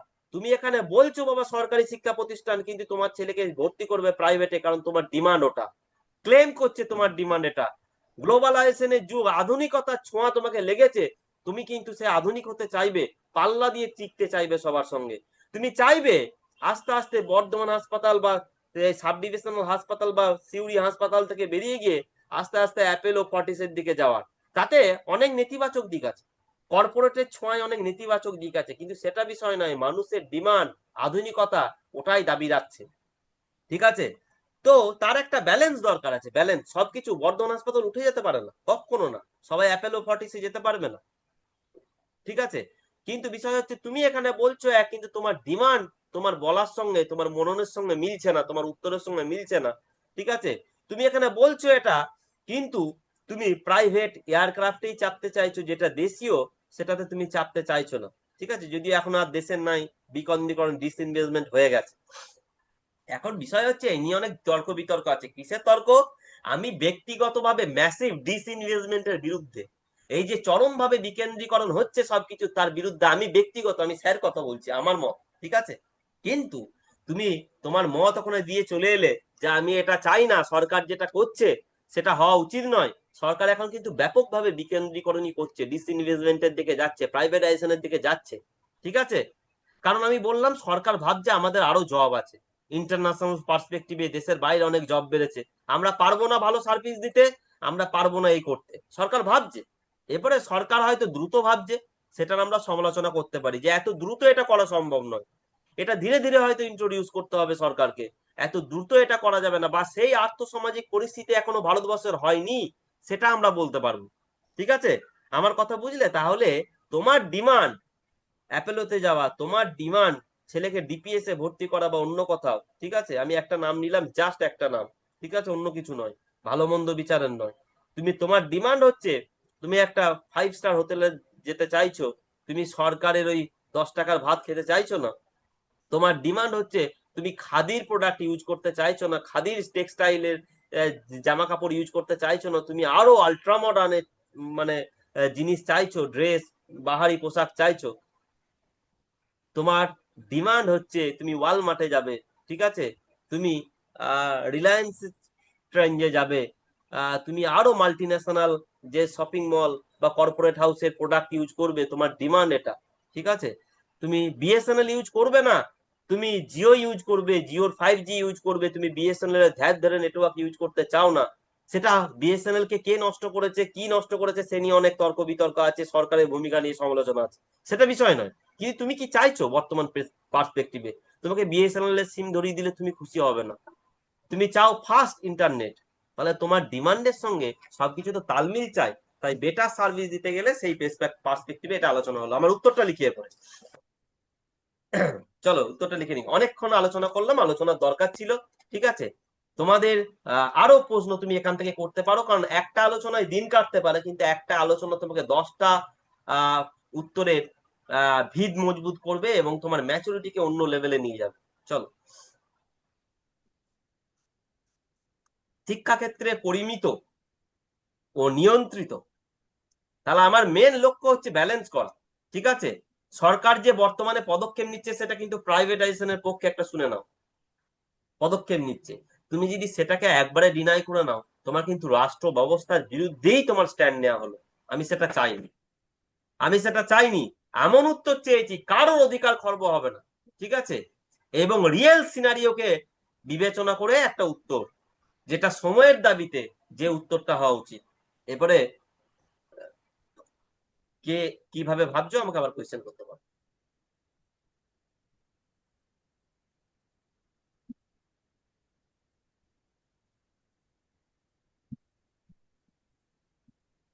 আমরা যারা উত্তর লিখেছি তারা বেশিরভাগ জনই পুরোপুরি বেসরকারিকরণ করা হবে এটাকে ভেবে নিয়ে উত্তর লিখেছি। না, সেটা নয়, বেসরকারিকরণ হওয়া উচিত নয় বলেছো, সেটাও ঠিক নয় ভার্ডিক্টটা দেওয়া। হ্যাঁ, তা প্রশ্ন ওরকম হোক না, তুমি এটা বুঝতে পারছো না। প্রশ্ন যেমনই হোক, শিক্ষাক্ষেত্রে বেসরকারিকরণকে তুমি কিভাবে দেখছো? প্রশ্ন যেরকমই হোক, তোমার উত্তরটা এমন টুইস্ট করবে, ঠিক আছে, প্রশ্নটা তুমি কি বোঝালে এটা ব্যাপার নয়, উত্তরটা এমন দিকে নিয়ে যাবে, ঠিক আছে, তোমাকে কেউ বলতে পারবে না যে আমি এই প্রশ্নটা করেছিলাম, আমি তো সম্পূর্ণর কথা বলেছিলাম, তুমি তো এখানে সম্পূর্ণর কথা বললেন, এটা নয়। ঠিক আছে, উত্তরটা এমন ভাবে বলতে হয় ব্যালেন্স করে। প্রশ্নটাকে তুমি হুবহু একদিকে ভাববে কেন? প্রশ্নটাকে নিজের মতো করে ফ্লেক্সিবল করে নিয়েছো। হুম, ওরকম ভাবনা চলে না, স্ট্রিক্ট ভাবনা।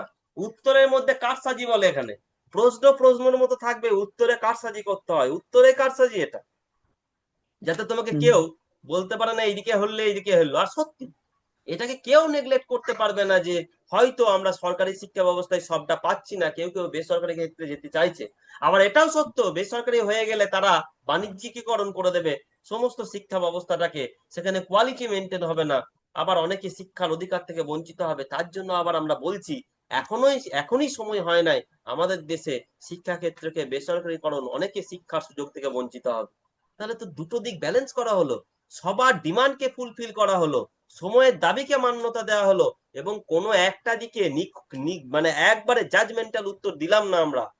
কি বললাম বুঝতে পেরেছো? হ্যাঁ। হ্যাঁ।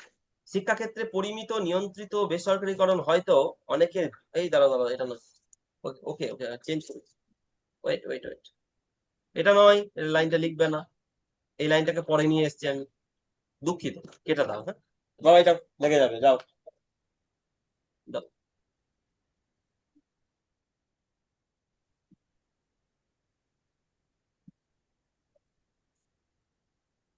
এর পরের উত্তরটা লিখবো, আরো কিছু কাজ ছিল, এটা তো অনেকটা সময় গেল, সে যাক, আমাদের সময় রয়েছে, প্রয়োজনে আমরা দিতে পারি, কিন্তু শেখা উচিত, জানা উচিত, শিক্ষাক্ষেত্রে বেসরকারীকরণ আলোচনা হওয়া উচিত।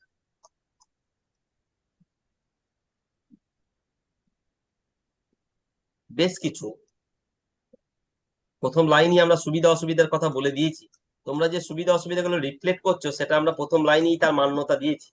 শিক্ষাক্ষেত্রে বেসরকারীকরণের বেশ কিছু সুবিধা ও অসুবিধা আছে,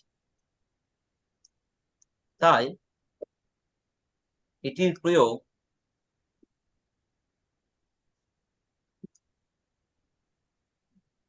কিভাবে ও কি মাত্রায় হবে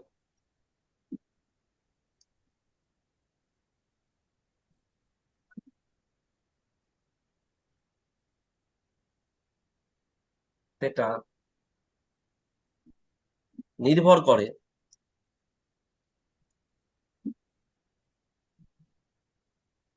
সেই দেশের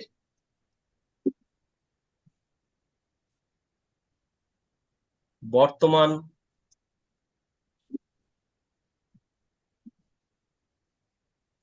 আর্থসামাজিক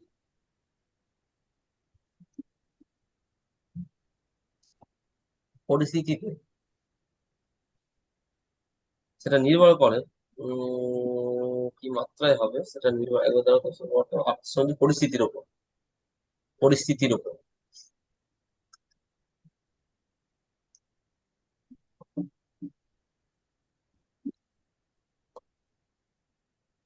ভারতের বর্তমান আর্থসামাজিক পরিস্থিতিতে, ভারতের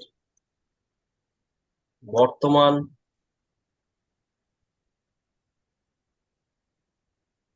আর্থসামাজিক পরিস্থিতিতে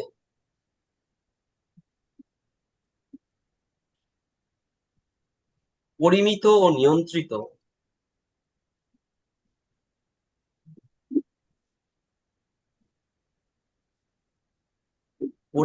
নিয়ন্ত্রিত মাত্রায় বেসরকারীকরণ হয়তো অনেকের বিকল্প শিক্ষা ব্যবস্থা অনেকের বিকল্প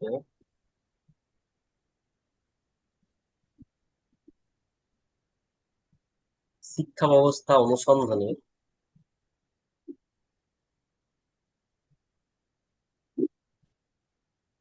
সুযোগকে বাড়াতে পারে,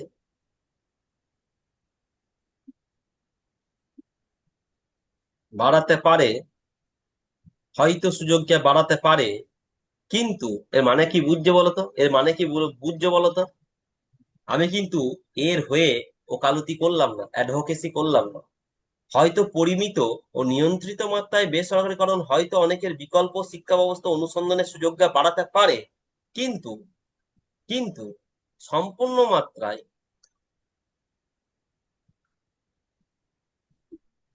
মানে আজকের দিনে বর্তমান আর্থসামাজিক পরিস্থিতিতে নিয়ন্ত্রিত মাত্রায় বেসরকারীকরণ হতে পারে, কিন্তু যেটা হতে পারে না সম্পূর্ণ মাত্রায় বেসরকারীকরণ অনেককে শিক্ষার সুযোগ থেকে বঞ্চিত করবে।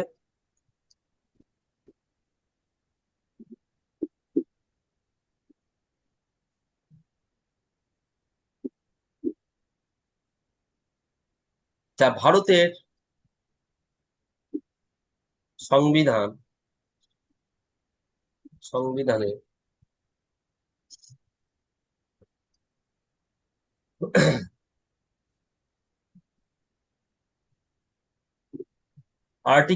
অনুচ্ছেদ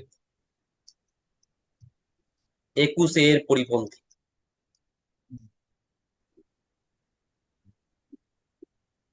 আর্টিকেলের বাংলা হচ্ছে অনুচ্ছেদ। হ্যাঁ, আর্টিকেল কথাটা বেশি চলে বলে আমি ইচ্ছা করে আর্টিকেল কথাটা দিই। কি বললাম, এরপরেও তোমাদের যদি কিছু কোয়েশ্চেন থাকে করো, এর থেকে কিছু কোয়েশ্চেন থাকে করো। আমি এবার পড়িনি ফাইনালি। শিক্ষাক্ষেত্রে বেসরকারীকরণের বেশ কিছু সুবিধা অসুবিধা আছে, তাই এটির প্রয়োগ কিভাবে এবং কি মাত্রায় হবে সেটা নির্ভর করে সেই দেশের বর্তমান আর্থসামাজিক পরিস্থিতির উপর।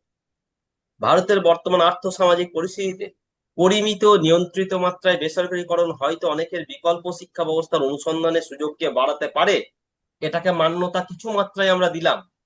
কিন্তু সম্পূর্ণ মাত্রায় বেসরকারীকরণ অনেককে শিক্ষার সুযোগ থেকে বঞ্চিত করবে, যা ভারতের সংবিধানের আর্টিকেল 21 এর পরিকল্পনা। কি বললাম, কি অসুবিধা, কার কি অসুবিধা? তাহলে আমরা কঠিন যে স্ট্যান্ডটা নিচ্ছি যে বেসরকারীকরণ হবে না, সেটা নিয়ে অনেকে ভাবতে পারে যে এটা ইম্যাচুরিটি। তোমার ইম্যাচুরিটি, ইমোশনাল উত্তর এবং বর্তমান সময়ের সঙ্গে তাল মিলিয়ে এই উত্তর কিন্তু যথার্থ। আমি যদি ওখানে বসে থাকি ভাববো না যে এ তো মুখস্থ করা উত্তরে বাবা, যে আমি প্রাইভেটাইজেশন চাই না কারণ গরিব লোক আছে তাদের শিক্ষা। আরে প্রাইভেটাইজেশন চাই না, ঠিক আছে, গরিব লোকের শিক্ষা, ঠিক আছে, তাহলে তুমি প্রাইভেট যদি না থাকে, তাহলে কিছু লোক যে প্রাইভেট চাইছে কারণ সরকার সমস্ত সুযোগ সুবিধা আমাদেরকে দিতে ব্যর্থ হচ্ছে, এটা রিয়েলিটি। যখন সরকার সমস্ত সুযোগ সুবিধা দিতে ব্যর্থ হচ্ছে, আর সেটা পসিবল সবসময় নাই হতে পারে, সেটাই স্বাভাবিক। বরং আমরা দেখতে পাচ্ছি বিভিন্ন ক্ষেত্রে যেখানেই সরকার, সেখানে হয়তো সম্পূর্ণভাবে তাদের সার্ভিস আমরা পাচ্ছি না, এটা রিয়েলিটি। সেখানে প্রাইভেট বা শিক্ষা ব্যবস্থা হোক, স্বাস্থ্য ব্যবস্থা হোক, যেখানে আমরা অ্যাকসেপ্ট করছি, আমি ওখানে ইন্টারভিউ বোর্ডে আমি যে সামনে বসে আছি, সে বহু ক্ষেত্রে অনেক কিছুর ক্ষেত্রে সেটা শিক্ষা স্বাস্থ্য মৌলিক হোক বা না হোক, আমি কিন্তু অনেক বেসরকারি ক্ষেত্রের উপর ডিপেন্ডেন্ট। ভালো সার্ভিস পাওয়ার জন্য, ভালো প্রোডাক্ট পাওয়ার জন্য আমরা সরকারকে বুড়ো আঙুল দেখাচ্ছি, সরকারি প্রতিষ্ঠান বা সরকারি প্রোডাক্টকে বুড়ো আঙুল দেখাচ্ছি। আমরা যাচ্ছি না সরকারি রেশন দোকানের চাল, আমরা খাচ্ছি না রেশন দোকানের গম, আমরা খাচ্ছি না। মান ঠিক নাই, মান বজায় নেই বলে, এটা রিয়েলিটি। তুমি বললো মান ভালো করো, আরে তুমি তাহলে বলো তোমার ছেলেকে প্রাইভেটে না ভর্তি করে তুমি সরকারকে বলো তুমি বাবা মান ভালো করো, আমি তোমার স্কুলে ভর্তি করবো, আমি প্রাইভেটে যেতে চাই না। সেটা তো আনরিয়েল, ইমাজিনারি, সেটা তো হচ্ছে না। আমার কথা স্পষ্ট? হ্যাঁ না উত্তর দাও। হ্যাঁ স্যার, হ্যাঁ তাহলে হ্যাঁ সেক্ষেত্রে ওই বাচ্চাকে ভর্তি করার ব্যাপারে তাহলে বেসরকারিকরণের দিকেই মানে বেশি ইয়ে করে বলতে হবে। না, তা তো বলি নাই, এখানে তাই লেখা আছে, বোঝো নাই তার মানে? না একদমই তা না, বলি নাই আমি, একদমই তা নয়। উত্তরে কিন্তু তা নয়, যেমন প্রশ্ন সেরকম উত্তর।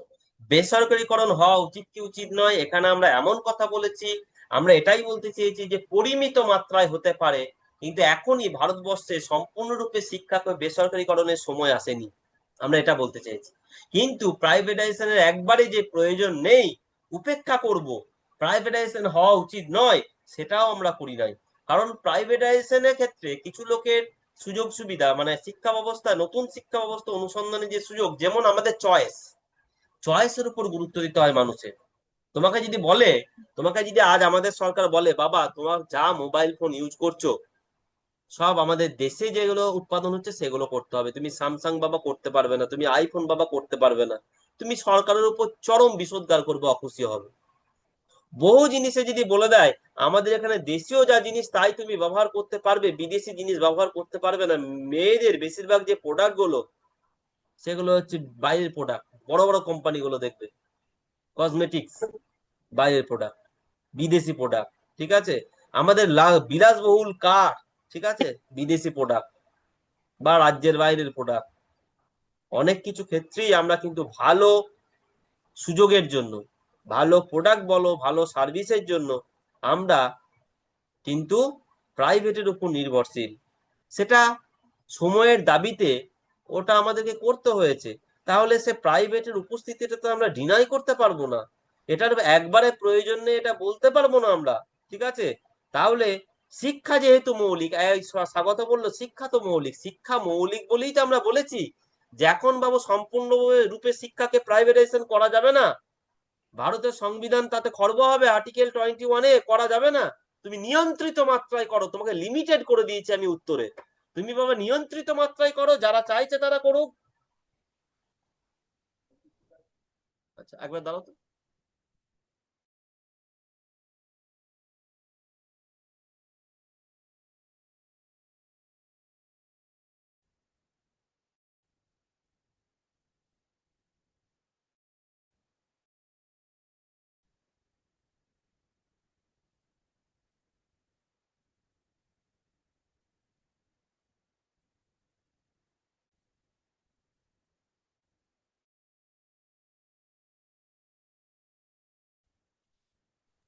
এটা প্রাইভেটের জন্য অ্যাডভোকেসি নয়, হ্যাঁ?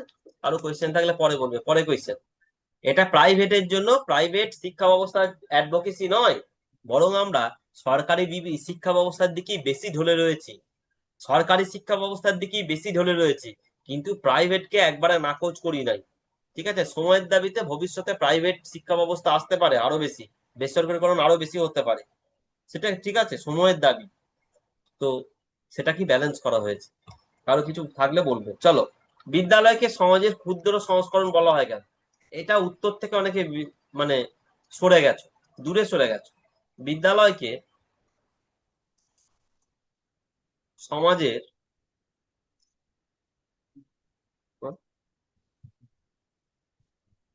হয়নি,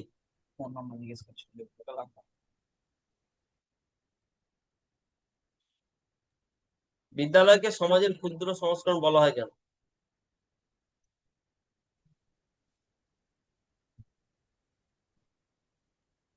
বিদ্যালয়কে বলা যেতে পারে, কিন্তু বিদ্যালয় নয়, পরিবারকে বলা হয় সমাজের ক্ষুদ্র সংস্করণ। হুম, ঠিক, এতে একদমই। কিন্তু বিদ্যালয়কেও বলা হয় সমাজের ক্ষুদ্র সংস্করণ, পরিবারকেও বলা হয়, ঠিক আছে? এটা হচ্ছে মিনিয়েচার। শুনে শুনে নাও, এটা বলি, হুম। সমাজের যে রূপ, ঠিক আছে, সমাজের যে রূপ, সমাজের বৃহত্তর প্রেক্ষাপটে তুমি সমাজে যা যা দেখতে পাও তোমার পরিবারে তার রিফ্লেকশন আছে, তোমার স্কুলেও তার রিফ্লেকশন আছে, তোমার স্কুলেও তার সমাজের আচ্ছা এরকমটা কেন মনে হলো? আমি প্রথমে বলি, কে বলছো বলো? কে বলছো স্যার বলো? আমি ভালো? স্যার অনুপমা। হ্যাঁ বলো। স্যার অনুপমা বলছি। আচ্ছা, তুমি বলছো বিদ্যালয়কে সমাজের ক্ষুদ্র সংস্করণ বলার থেকে পরিবারকে সমাজের ক্ষুদ্র সংস্করণ বলা আরো বেশি লজিক্যাল, মেবি। বাট তোমাকে এটা ভাবতে হবে যে আমি ক্ষুদ্র সংস্করণ মানে কি? বৃহৎ জিনিসটা কোনো ছোট জায়গায় দেখতে পাওয়া। ক্ষুদ্র সংস্করণ মানে হচ্ছে বৃহৎ জিনিসটা কোনো ছোট জায়গায় দেখতে পাওয়া। আচ্ছা, সমাজের বহু কিছু আছে যেটা আমরা বিদ্যালয়ে দেখতে পাই, যার জন্য আমরা সমাজের ক্ষুদ্র সংস্করণ বিদ্যালয়কে বলছি। শোনো, আমি প্রথমে বলি, তারপর উত্তর লিখছি। ধরো, জাতি, ধর্ম এবং বিভিন্ন বর্ণের মানুষের যে সমন্বয়, সেটা আমরা সমাজে দেখতে পাই এবং বিদ্যালয়ে দেখতে পাই। বাড়িতে কিন্তু না, পরিবারে কিন্তু না। পরিবারকে সমাজের ক্ষুদ্র সংস্করণ বলা যায় এবং তার একটা ভিন্ন অ্যাসপেক্ট আছে, সেটা হুবহু বিদ্যালয়ের মতো নয়। পরিবারকে বলা যায় মানে বিদ্যালয়কে নয়, এটা নয় বিষয়টা। ঠিক আছে? কোন অ্যাসপেক্টে উত্তর দিতে হবে কোনটা ভালো করে শুনে নাও। কেন সমাজের ক্ষুদ্র সংস্করণ বিদ্যালয়কে বলা হয়? আচ্ছা, দেখেছো? ধরো একটা বড় কোনো স্থাপত্য বা কিছু তৈরি হবে। ধরো তুমি যদি দীঘাতে গিয়ে থাকো, দীঘায় যে জগন্নাথ মন্দির হয়েছে, তার আগে আগে জগন্নাথ মন্দিরের আগে একটা ছোট্ট একটা মন্দিরের মতো কাঠামো তৈরি করেছিল, যেটাকে মিনিয়েচার বলে। জানো তো? যে কোনো বড় জিনিস তৈরি করার আগে ওটা হলে মিনিয়েচার হয়। জানো, এ নিয়ে ধারণা আছে মিনিয়েচার হ্যাঁ মানে? স্যার, ছোট মডেল তৈরি করা হয়। ইয়েস। না স্যার, জানি না। তো সেটা কি? মিনিয়েচার হচ্ছে সেই জিনিসটা যেটা বড় জিনিসের রিফ্লেকশনটা তুমি ওখানে দেখতে পাবে, খুব ছোট করে বানানো হয় বা কোথায় একটা রাখা থাকে।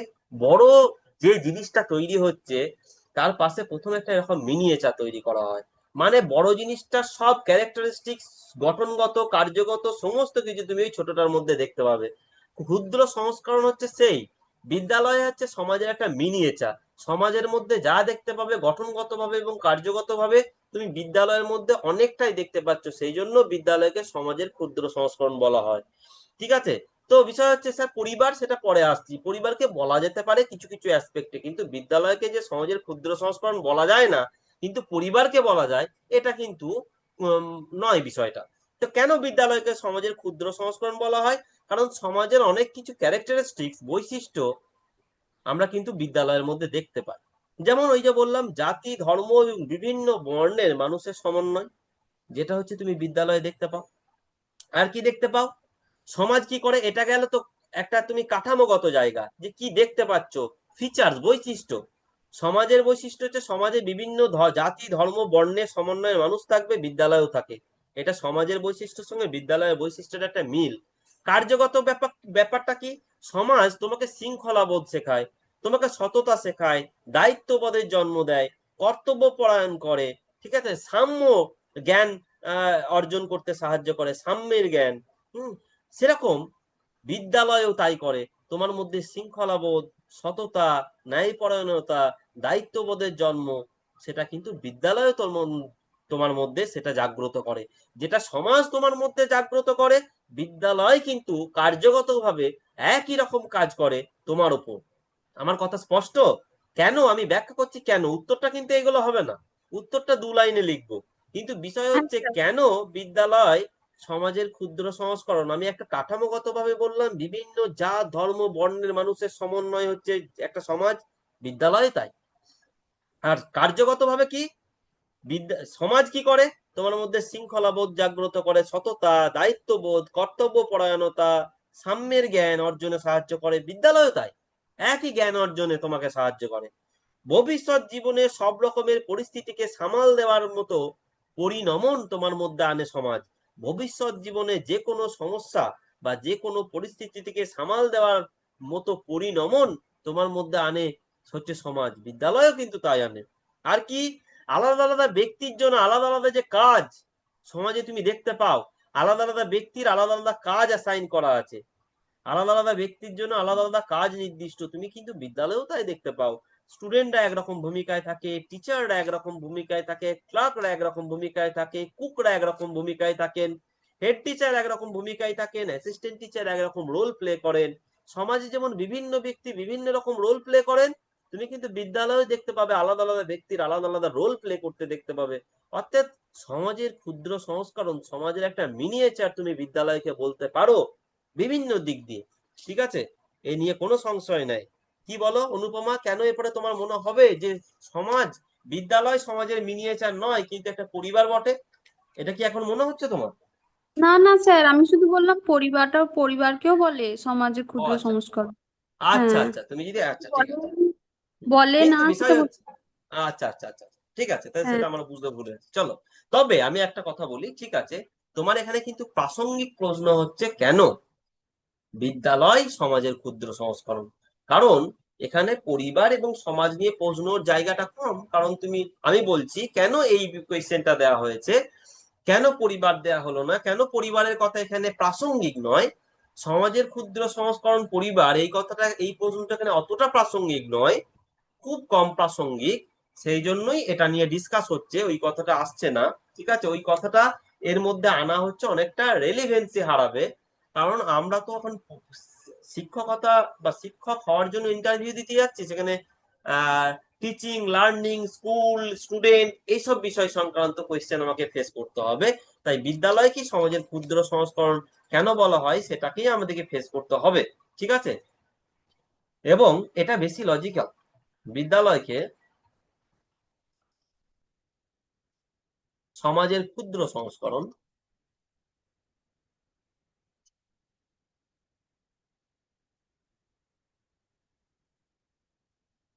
বলা হয়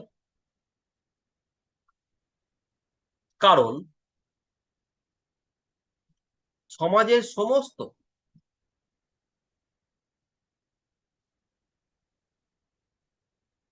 মুখ্য বৈশিষ্ট্য, আচ্ছা একটা কথা বলি এটা লিখে নেওয়ার পর, মুখ্য বৈশিষ্ট্য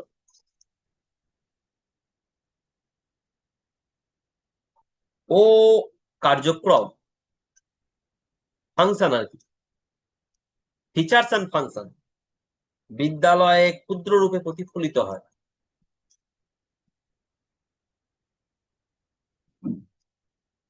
ক্ষুদ্র রূপে প্রতিফলিত হয়। তোমাকে যদি তারপরে ক্রস কোয়েশ্চেন করে কিরকম, কিভাবে প্রতিফলিত হয়, তখন আমরা উদাহরণগুলো আগেই বলে দিয়েছি। বিদ্যালয়কে সমাজের ক্ষুদ্র সংস্করণ বলা হয় কারণ সমাজের সমস্ত মুখ্য বৈশিষ্ট্য ও কার্যক্রম বিদ্যালয়ে ক্ষুদ্র রূপে প্রতিফলিত হয়। আমি যা বলেছি তার সঙ্গে আমার লেখার মিল আছে? Yes or no? হ্যাঁ স্যার। হ্যাঁ স্যার। এইটুকুই উত্তর, কিন্তু এই প্রশ্নের উত্তর এইটুকুই। এরপরে তোমাকে ক্রস কোয়েশ্চেন করতে পারেন যে তুমি বলছো সমাজের সমস্ত মুখ্য বৈশিষ্ট্য কার্যক্রম বিদ্যালয়ে ক্ষুদ্র রূপে প্রতিফলিত হয়। এখান থেকে ক্রস কোয়েশ্চেন, আচ্ছা কোন কোন বৈশিষ্ট্য প্রতিফলিত হয়, আচ্ছা কোন কোন কার্যক্রম প্রতিফলিত হয়? ফিচার্স এন্ড ফাংশন এক নয়। বৈশিষ্ট্য হচ্ছে যেমন ওই যে বললাম জাতি, ধর্ম, বর্ণের সমন্বয়, এটা একটা বৈশিষ্ট্য। কার্যক্রম কি? সমাজ তোমাকে কি কি কাজ করছে, সমাজ তোমার মধ্যে শৃঙ্খলা পরায়ণতা, সততা, দায়িত্ববোধ, কর্তব্য পরায়ণতা, এইসবের জন্ম দিচ্ছে একটা মানুষের মধ্যে। স্কুলও তাই করছে। ভবিষ্যৎ জীবনে সব রকমের পরিস্থিতি, সমস্যা সমাধানের জন্য তোমাকে পরিণত করছে, স্ট্রাগল করার জন্য তোমাকে সমাজ পরিণত করছে। স্ট্রাগল করেই তো আমাদেরকে এক্সিস্ট করতে হয়। সেই জন্য স্ট্রাগল কথাটা সমাজের সঙ্গে ওতপ্রোত ভাবে জড়িয়ে আছে। আমাদেরকে সমাজ স্ট্রাগল করতে শেখায়, স্ট্রাগল করে টিকতে শেখায়, বিদ্যালয়ে কিন্তু তাই।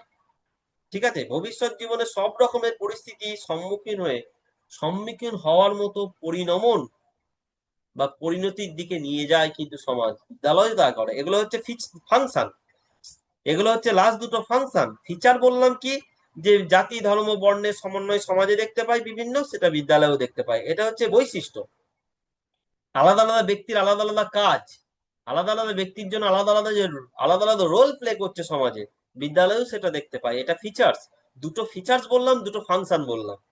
তো তোমাকে যদি এখান থেকে জিজ্ঞাসা করে যে তুমি মুখ্য বৈশিষ্ট্য বলছো, কোন মুখ্য বৈশিষ্ট্যগুলো তুমি সমাজে দেখতে পাও এবং বিদ্যালয়ে দেখতে পাও, তখন উত্তর ওই দুটো হবে। বৈশিষ্ট্য বলতে জাতি ধর্মের কথাটা হবে, আলাদা আলাদা ব্যক্তি আলাদা আলাদা কাজ দেখতে পাই সেটা হতে পারে। আর কার্যক্রম ওই যে সততা তৈরি, শৃঙ্খলা পরায়ণতা তৈরি, দায়িত্ববোধের জন্ম দেওয়া, আর কি ভবিষ্যৎ জীবনে স্ট্রাগল করার জন্য পরিণত করা তোমাকে, এই দুটো হচ্ছে ফাংশন। আমি দুটো ফাংশন আর দুটো ফিচার্স এর কথা বলেছি।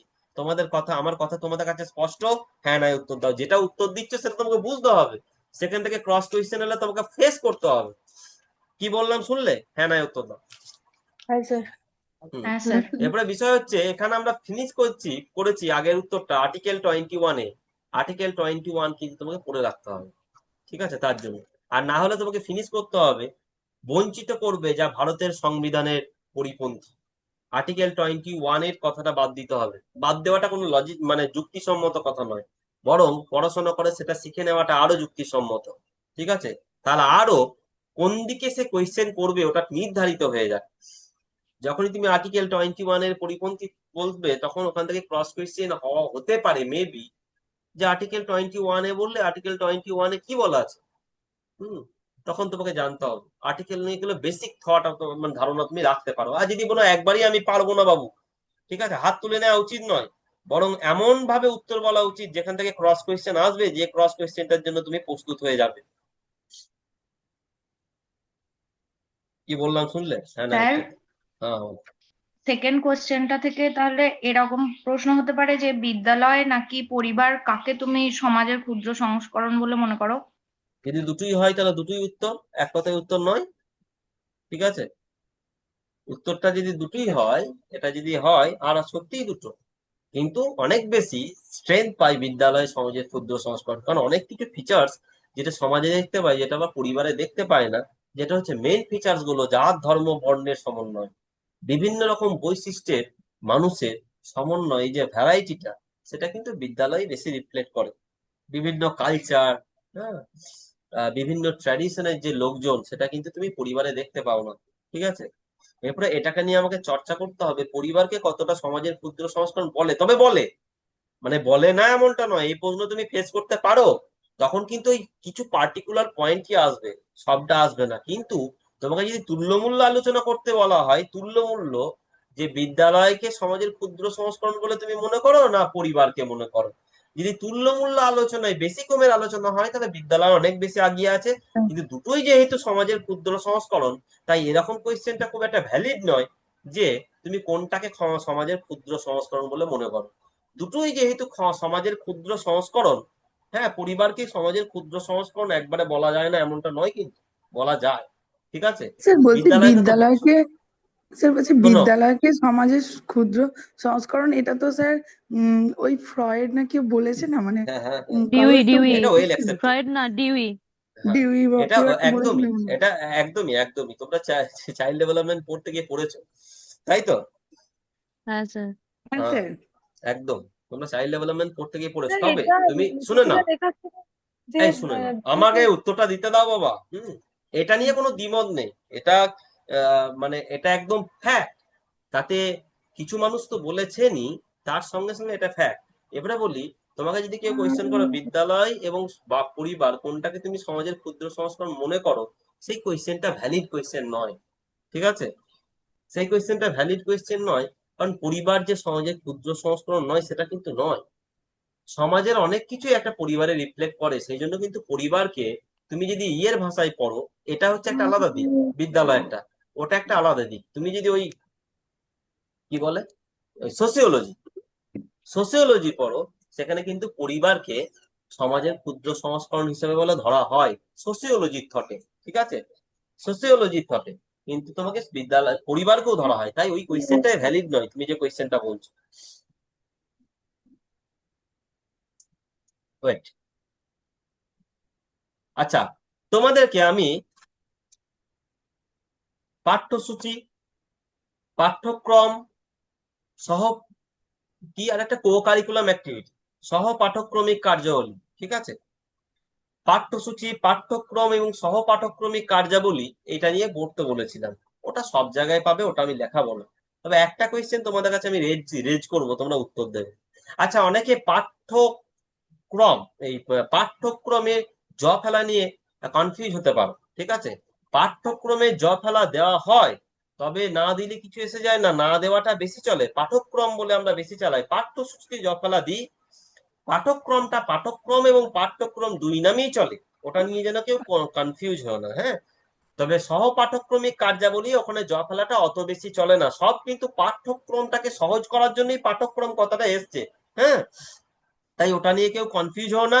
তবে বেশি চলে আমাদের এই বঙ্গে, এই মানে পশ্চিম বাংলায় যেটা বেশি চলে সেটা হচ্ছে পাঠ্যসূচি জ ফেলা আছে, পাঠক্রম জ ফেলাটা দেয়া হয় না, কিন্তু জ ফেলা হবে না এটা নয়। হ্যাঁ, পাঠক্রম জ ফেলাটা দেওয়া হয় না, তাই তুমি জ ফেলা ছাড়া পাঠক্রমটা লিখতে পারো। ঠিক আছে, এটা বেশি চলে। আর সহ পাঠক্রমিক কার্যাবলী ওখানেও জ ফেলা ছাড়া তুমি লিখতে পারো, যেটা আমাদের এই পশ্চিমবাংলাতে বেশি চলে। কি বললাম, আমি বাংলা বানানটা নিয়ে বলে দিচ্ছি, ইংরেজি নিয়ে ব্যাপার না।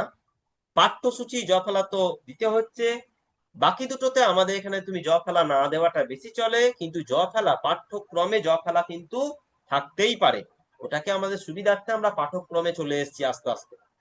কি বললাম শুনে নিয়েছো? স্যার। হ্যাঁ স্যার। হ্যাঁ স্যার। ওটা নিয়ে মানে কনফিউজ হয়ে না যেন, হ্যাঁ।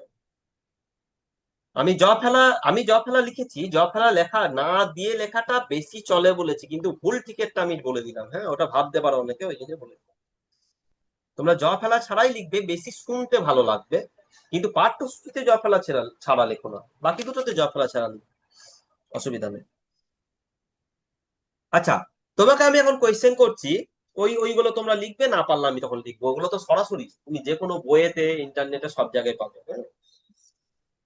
আমি এখন তোমাকে জিজ্ঞেস করছি, কো কারিকুলার অ্যাক্টিভিটিস মানে কি? বাংলা কথাটা কি? সহ পাঠক্রমিক কার্যকলাপ, তাই তো? হ্যাঁ স্যার। যেটা আগের দিন দিয়েছিলাম। কো কারিকুলার অ্যাক্টিভিটিস আর এক্সট্রা কারিকুলার অ্যাক্টিভিটিস এর মধ্যে তফাৎ কি? কো কারিকুলার অ্যাক্টিভিটিস আর এক্সট্রা কারিকুলার অ্যাক্টিভিটিস, এদের মধ্যে তফাৎ কি? বল। স্যার বলবো?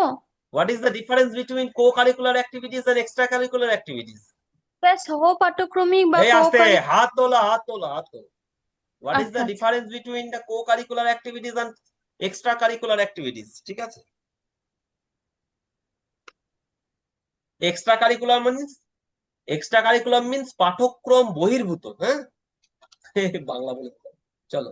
আর কো কারিকুলার মিন্স সহ পাঠক্রমিক, বাংলা কথাটা না বলাই ভালো ছিল। যাই হোক, হ্যান্ডেজ করো। What is the difference between, শুধু ওই বাংলা শুনেও বলতে পারবে না। What is the difference between co curricular activities and extra curricular activities?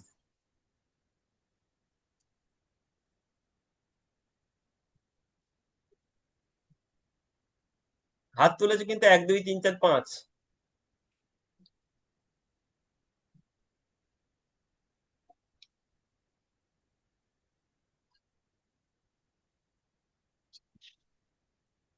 1 2 3 4 5 6 7 8। বাকিরা? দিয়া, চেষ্টা করো, দিয়া। হ্যাঁ স্যার। চেষ্টা করো। সৌভিক, পাঠাচ্ছ উত্তর? সৌভিক হ্যাঁ স্যার পাঠাচ্ছি তো।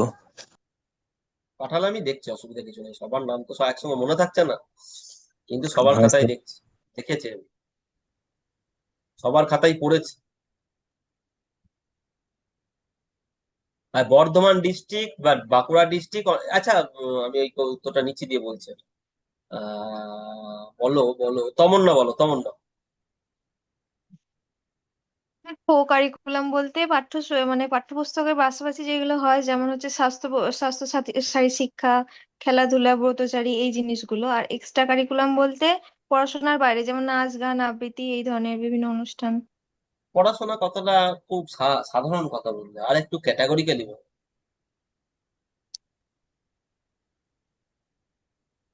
ঠিক আছে, কাছাকাছি গেছো, কিন্তু পড়াশোনা কথাটাকে ইউজ করো না। পাঠ্যসূচির বাইরে, যেটা সিলেবাসের বাইরে। আচ্ছা, কো কারিকুলার অ্যাক্টিভিটিস।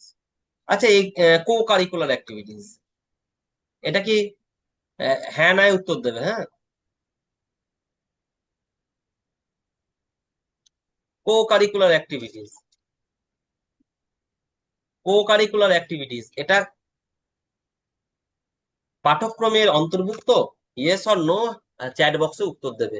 কো কারিকুলার অ্যাক্টিভিটিস এটা হচ্ছে পাঠ্যক্রমের অন্তর্ভুক্ত? Yes or no, co curricular activities. হ্যাঁ স্যার, চ্যাট বক্সে, পাঠ্যক্রমের হ্যাঁ, অন্তর্ভুক্ত। আমি বললে চ্যাট বক্স উত্তর দিতে, হ্যাঁ না বলো। স্যার চ্যাটটা ডিসেবল করা আছে। চ্যাট ডিসেবল নয়, এটা এনেবল হয়ে যাবে, এটা করতে হবে। যাই হোক, কো কারিকুলার অ্যাক্টিভিটিস এটা পাঠ্যক্রমের অন্তর্ভুক্ত? Yes or no? হ্যাঁ, অনেকেই উত্তর দিয়েছো। মনে রাখবে, কো কারিকুলার যেটা অ্যাক্টিভিটিস, কো মানে তো সঙ্গে চলা, প্যারালালি চলা, সহ। সঙ্গে চলে, যে এর বাংলাটা হচ্ছে সহ পাঠক্রমিক। সহ মানে সঙ্গে নিয়ে চলবে তো, ঠিক আছে? তাহলে পাঠ্যক্রমের অন্তর্ভুক্ত তো এটা, কারিকুলামের অন্তর্ভুক্ত। কো কারিকুলার বিষয়টা কি? এর নামের সঙ্গে এর সেন্স লুকিয়ে আছে। কো কারিকুলার অ্যাক্টিভিটিস, কারিকুলার অ্যাক্টিভিটিস, কো কারিকুলার অ্যাক্টিভিটিস, এটা কো মানে যেটা সঙ্গে নিয়ে চলে। কোএফিসিয়েন্ট পড়েছো? কোএফিসিয়েন্ট সহগ, কোএফিসিয়েন্ট সহগ পড়েছো না? এই যে 2x² এর 2টা কোএফিসিয়েন্ট সহগ তোমরা পড়েছো, ঠিক আছে? তো যে সঙ্গে চলে, সহ কথাটা কার সঙ্গে লাগে? যে সঙ্গে চলে। কার সঙ্গে চলে? কারিকুলামের সঙ্গে চলে, মানে এটা কারিকুলামের অন্তর্ভুক্ত। এটা কারিকুলামের অন্তর্ভুক্ত, কিন্তু এক্সট্রা কারিকুলার নামের সঙ্গে এর কনসেপ্টটা লুকিয়ে আছে, যেটা কারিকুলামের অন্তর্ভুক্ত নয়, ঠিক আছে? এক্সট্রা কারিকুলার অ্যাক্টিভিটিস, এটা কিন্তু কারিকুলামের অন্তর্ভুক্ত নয়। এটা তো কারিকুলাম দিয়ে ব্যাখ্যা করলাম, তাহলে সিলেবাস বা পাঠ্যসূচি দিয়ে যদি ব্যাখ্যা করি, আচ্ছা আমি একবার বলে দিই, তাহলে এটা কারিকুলাম বা পাঠ্যক্রমের অন্তর্ভুক্ত, এটা পাঠ্যক্রমের অংশ, co curricular activities, yes or no? হ্যাঁ কি না? কারিকুলামের হ্যাঁ স্যার। অন্তর্ভুক্ত, হ্যাঁ কি না? হ্যাঁ। এটা হ্যাঁ কি স্যার, কারিকুলামের হ্যাঁ স্যার, অন্তর্ভুক্ত? স্যার। এটা কি কারিকুলামের অন্তর্ভুক্ত? না, না স্যার, এক্সট্রা কারিকুলার, এক্সট্রা মানেই তো কি? বাইরে মানে বহির্ভূত, বহির্ভূত। বাইরের, অতিরিক্ত, বাইরের, অ্যাডিশনাল, ঠিক আছে? এক্সট্রা মিনস অ্যাডিশনাল, অতিরিক্ত, বাইরের, বহির্ভূত। এটা হচ্ছে এক্সট্রা কারিকুলার, মানে পাঠ্যক্রম বহির্ভূত, পাঠ্যক্রমের মধ্যে থাকবে না। তাহলে স্যার পাঠ্যক্রম দিয়ে বিবেচনা করলাম, এবারে সিলেবাস দিয়ে বিবেচনা করি, পাঠ্যসূচি দিয়ে। আচ্ছা বলো তো, কো কারিকুলার অ্যাক্টিভিটিস এটা পাঠ্যসূচির অন্তর্ভুক্ত, ইয়েস অর নো? হ্যাঁ, না স্যার। হ্যাঁ হ্যাঁ স্যার, হ্যাঁ স্যার, এটা অন্তর্ভুক্ত। হ্যাঁ স্যার, এটা পাঠ্যসূচির বটে। অন্তর্ভুক্ত? পাঠ্যসূচির না স্যার। পাঠ্যসূচিটা কো-কারিকুলার অ্যাক্টিভিটিস এর মধ্যে না স্যার, অন্তর্ভুক্ত করা নয়। না। এটা না স্যার, পাঠ্যসূচির অন্তর্ভুক্ত নয়, দুটোই কিন্তু পাঠ্যসূচির অন্তর্ভুক্ত নয়। কো পাঠ্যক্রমের কারিকুলার অন্তর্ভুক্ত, অ্যাক্টিভিটিস কারিকুলামের অন্তর্ভুক্ত, কিন্তু সিলেবাসের নয়। সিলেবাসের পাঠ্যসূচির নয়। হ্যাঁ, সিলেবাসের অন্তর্ভুক্ত নয়, পাঠ্যসূচির অন্তর্ভুক্ত নয়, কিন্তু পাঠ্যক্রমের অন্তর্ভুক্ত, ঠিক আছে? এটা হচ্ছে পাঠ্যক্রমের অন্তর্ভুক্ত। আমার কথা কি স্পষ্ট? হ্যাঁ নাই উত্তর দাও। হ্যাঁ স্যার। হ্যাঁ, হ্যাঁ স্যার।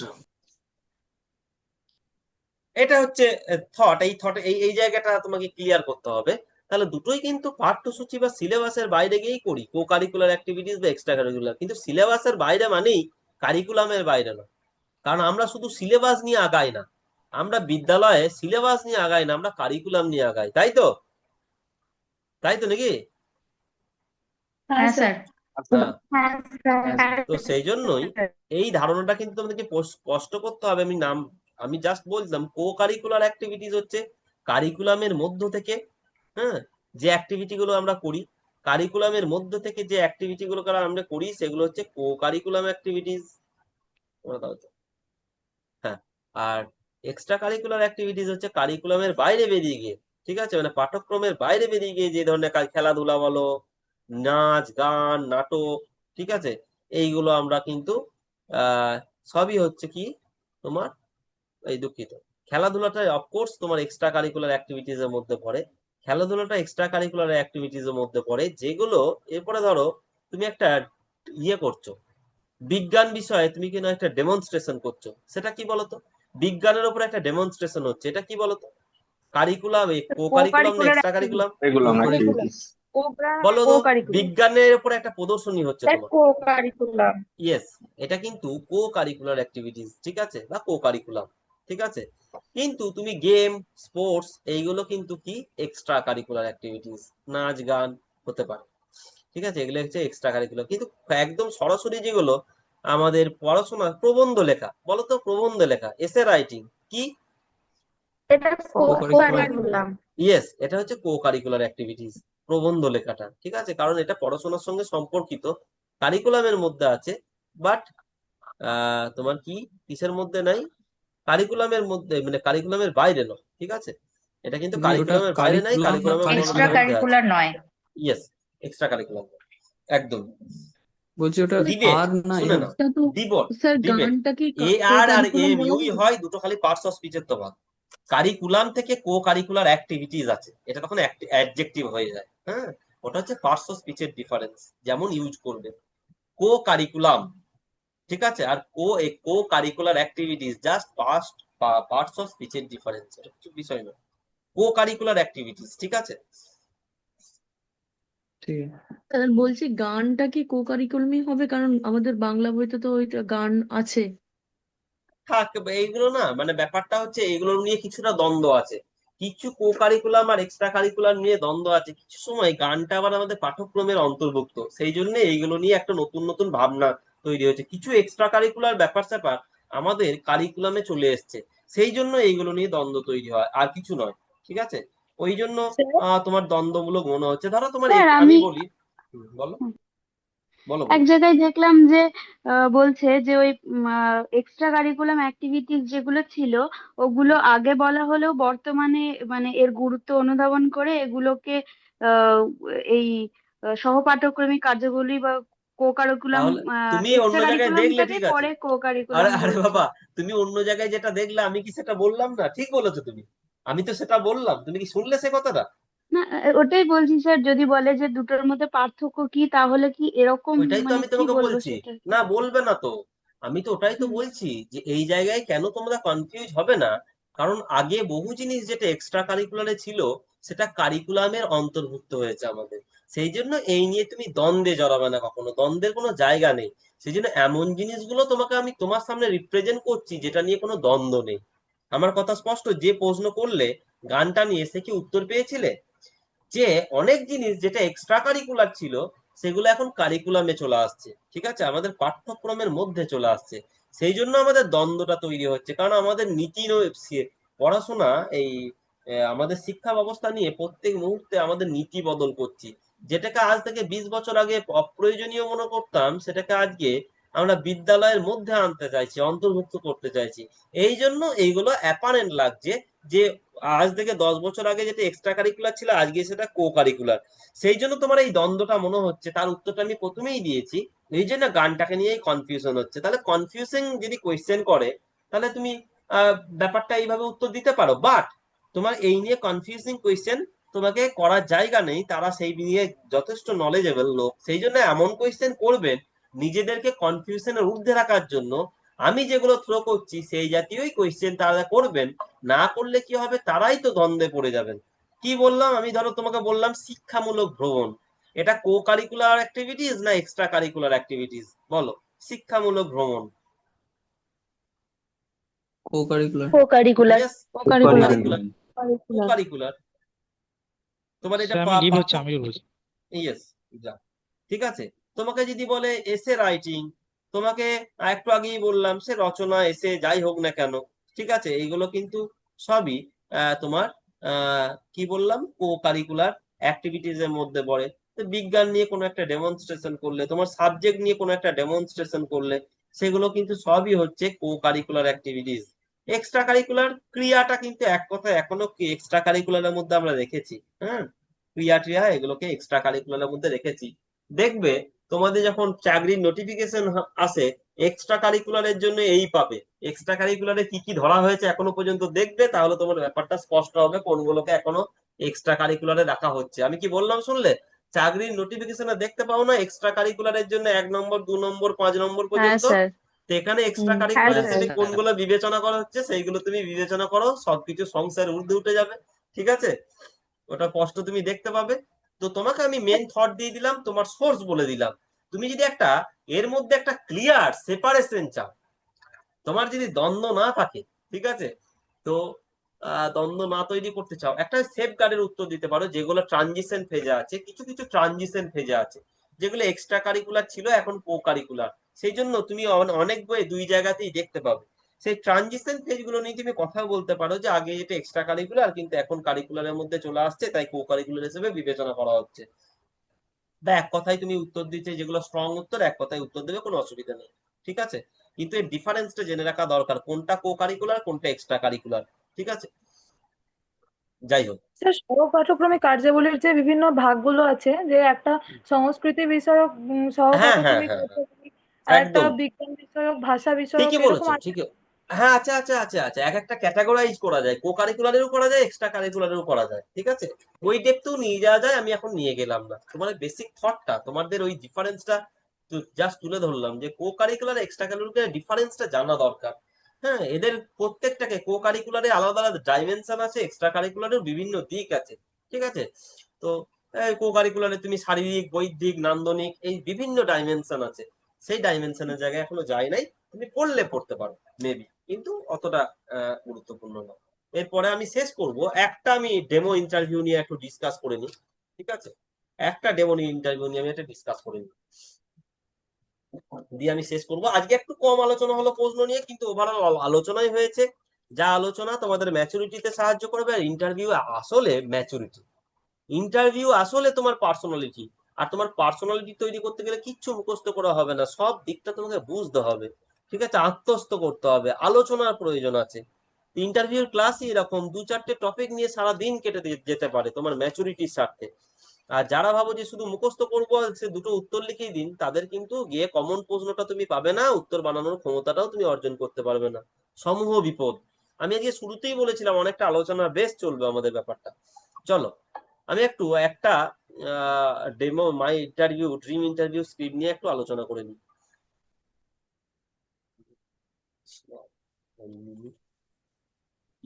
স্যার স্যার বলো বলো বলো। বলছি স্যার, গতদিন বলেছিলেন মেয়েদের পোশাকের ব্যাপারে আপনি কিছু আপডেটস বা ইনপুট নতুন হ্যাঁ, করে দেবেন। হ্যাঁ, হ্যাঁ, হ্যাঁ, হ্যাঁ, হ্যাঁ, ঠিক আছে, এটা হয়ে যাক। আমি তোমাদের সঙ্গে এই বিষয়ে একটা আলোচনা করবো। এটা হয়ে যাক দিয়ে বলছি। আচ্ছা পীযূষ, রয়েছো? হ্যাঁ স্যার। রেডি। আচ্ছা, প্রারম্ভিক যে বিষয়গুলো, পারমিশন নেওয়া, ভেতরে এন্ট্রি নেওয়া, গ্রিটিং, এগুলো বাদ দিয়ে আমরা শুরু করছি। কোয়েশ্চেন অ্যান্সারিং এর জায়গা থেকেই মোটামুটি শুরু করছি, কিন্তু লিখবে যেমন লিখেছো। স্যার আসতে পারি, গুড মর্নিং, গুড ইভিনিং, যা লিখেছো লিখেছো, এগুলো লিখ। ঠিক আছে? আপনার নাম কি? স্যার পীযূষ হাজরা। আচ্ছা, আপনার সম্পর্কে দু এক কথা বলুন। স্যার আমার নাম পীযূষ হাজরা, বয়স 27 বছর। আমি পূর্ব বর্ধমান জেলার মন্তেশ্বর ব্লকের শাহপুর গ্রামের বাসিন্দা। আমি 2019 সালে বর্ধমান ইউনিভার্সিটির অন্তর্গত ডক্টর গৌরমোহন রয় কলেজ থেকে জিওগ্রাফি বিষয়ে স্নাতক ডিগ্রি অর্জন করি। তারপর স্যার আমি বিদ্যানগর গভর্নমেন্ট পিটিডিআই থেকে 2019-21 সিজনে সিজন ডিএলএড নয়, ডিগ্রিটি সেশন অর্জন বলবে। করেছি। সিজন নয়, সেশন সেশনে, বলবে। হ্যাঁ। হুম। হ্যাঁ, ডিএলএড ডিগ্রিটা অর্জন ডিএলএড করি। ডিগ্রিটি অর্জন করি। এবং আমি ক্রিকেট খেলতে খুব ভালোবাসি। আজকে আমি এখানে উপস্থিত হয়েছি একজন প্রাথমিক শিক্ষক পদপ্রার্থী হিসেবে। আচ্ছা, আপনি তাহলে পূর্ব বর্ধমান ডিস্ট্রিক্ট থেকে আসছেন। হ্যাঁ স্যার। তা বলুন তো, পূর্ব বর্ধমানের বিখ্যাত দুটো খাবার নাম বলুন, যেটা জিআই ট্যাগ পেয়েছে। স্যার সীতাভোগ আর মিহিদানা। আচ্ছা, সীতাভোগ আর মিহিদানা। আচ্ছা, সীতাভোগ খেয়েছো? সীতাভোগ খেয়েছো? হ্যাঁ স্যার। কি দিয়ে তৈরি হয় সীতাভোগ? স্যার ময়দা। শুধু ময়দা? স্যার ময়দা নয়, ময়দা তারপরে মিষ্টি রস ডোবানো থাকে, চালের গুঁড়ো থাকে দিয়ে তার ভাজা থাকে। হ্যাঁ, চুপ চুপ। আচ্ছা, ঠিক আছে। আচ্ছা, তুমি কি জানো কখন কবে পূর্ব বর্ধমান আর পশ্চিম বর্ধমান এই দুটি জেলার পৃথকীকরণ হয়? হ্যাঁ স্যার, 2017 সালে 7ই এপ্রিল পূর্ব বর্ধমান এবং পশ্চিম বর্ধমান বিভক্ত হয়েছিল। আচ্ছা। আচ্ছা পীযূষ, আপনি কেন প্রাথমিকেরই শিক্ষক হতে চান? স্যার আমি প্রাথমিকই শিক্ষক হতে চাই এটা বললে ঠিক বলা হবে না, তবে হ্যাঁ শিক্ষকতা আমার পছন্দের পেশা, এটা নিশ্চিত।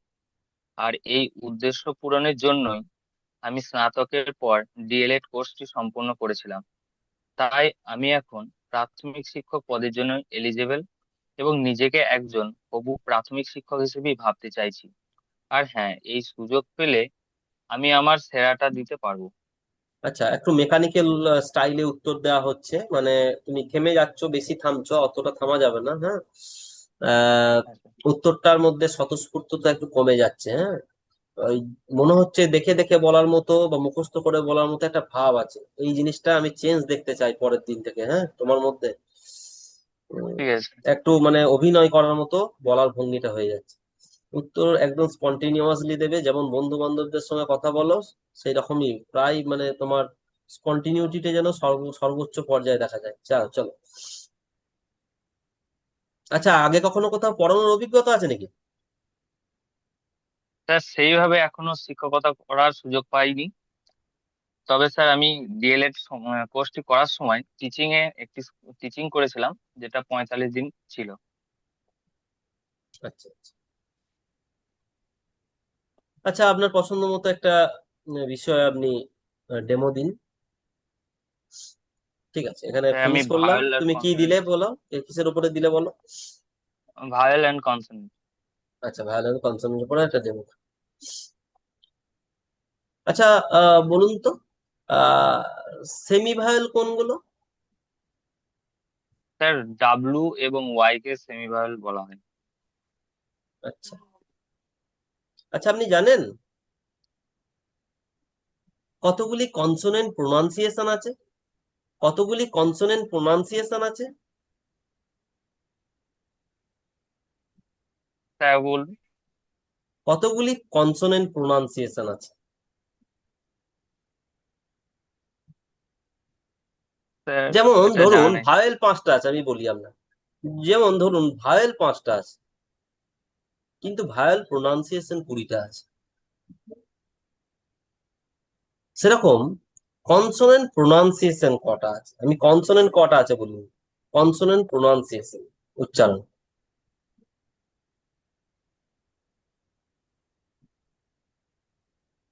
আচ্ছা, কি বললে, রেসপন্স কি দিলে? এটা জানা ঠিক নেই। আছে, ওকে। আচ্ছা, ভায়েল ছাড়া দুটো শব্দ বলো তো, বলো বা বলুন, আমার বলা অভ্যাস, বলো, এখন বলো বলছি, ওটা নিয়ে কিছু ভেবো না এখন। এটা রিদিম আর ডিপেন্ড মিথ। করতে পারে। আচ্ছা, ঠিক আছে, এটা বলো, উত্তর বলো, স্যার বলো। রিদিম আর মিথ। মিথ। আচ্ছা, ঠিক আছে। আচ্ছা, কনসোনেন্ট প্রোনাউন্সিয়েশন, আচ্ছা, ঠিক আছে, আমি ফিনিশ করলাম, মানে তোমরা তুমি আসতে পারো এই বলে ফিনিশ করলাম, জাস্ট আমি কোয়েশ্চেন গুলোর উপর জোর দিচ্ছি, বাকিদেরকে শোনানোর জন্য, অন্য কিছু নয়। আমি ইন্টারভিউর ফর্মালিটি অত মেনটেন করছি না। হুম, আমার নিজস্ব ঘরানায় আমি প্রশ্ন করছি না, একবারে জায়গাটায় আমি ফ্লেক্সিবল হয়ে সাধারণভাবে থ্রো করছি, হ্যাঁ। আমি আমার মতো করলে একটু ডিফারেন্ট টাইপ হবে। চলো, কোন কনসোনেন্ট প্রোনাউন্সিয়েশন কটা আছে গো বাকিরা? 24টা। বাকিরা 24টা। 24টা, ঠিক। 24টা। ভায়েল, হ্যাঁ, ইয়েস, 24টা, ঠিকই বলেছো। আচ্ছা, কৃষ্ণা, রেডি আছো? আরেকটা আমি কোয়েশ্চেন হ্যাঁ আনসারের স্যার। জায়গাটা তোমাদেরকে শোনাই। কৃষ্ণা, রেডি আছো? হ্যাঁ স্যার। যদিও দুটো একটা কোয়েশ্চেন আমি আমার মতো করে থ্রো করে দিচ্ছি ওদের মাঝে, হ্যাঁ, তাহলে তোমরা বুঝতে পারবে না, বাকিরা দেখতে পাওনি বলে, জাস্ট কোয়েশ্চেন গুলো তুমি শুনছো, কোর্সটা বুঝছো, জাস্ট কোর্স। ঠিক আছে, কি দিকে, কোন দিকে আগাচ্ছে, কি কোয়েশ্চেন কোন পার্সপেক্টিভে উঠে আসছে, সেই রকম কোর্সটাকে তোমরা বুঝছো মাত্র। কৃষ্ণা কই, খুঁজে পাচ্ছি না মনে হচ্ছে। কবে পাঠিয়েছো? বলছি। বৃহস্পতিবার? হ্যাঁ স্যার।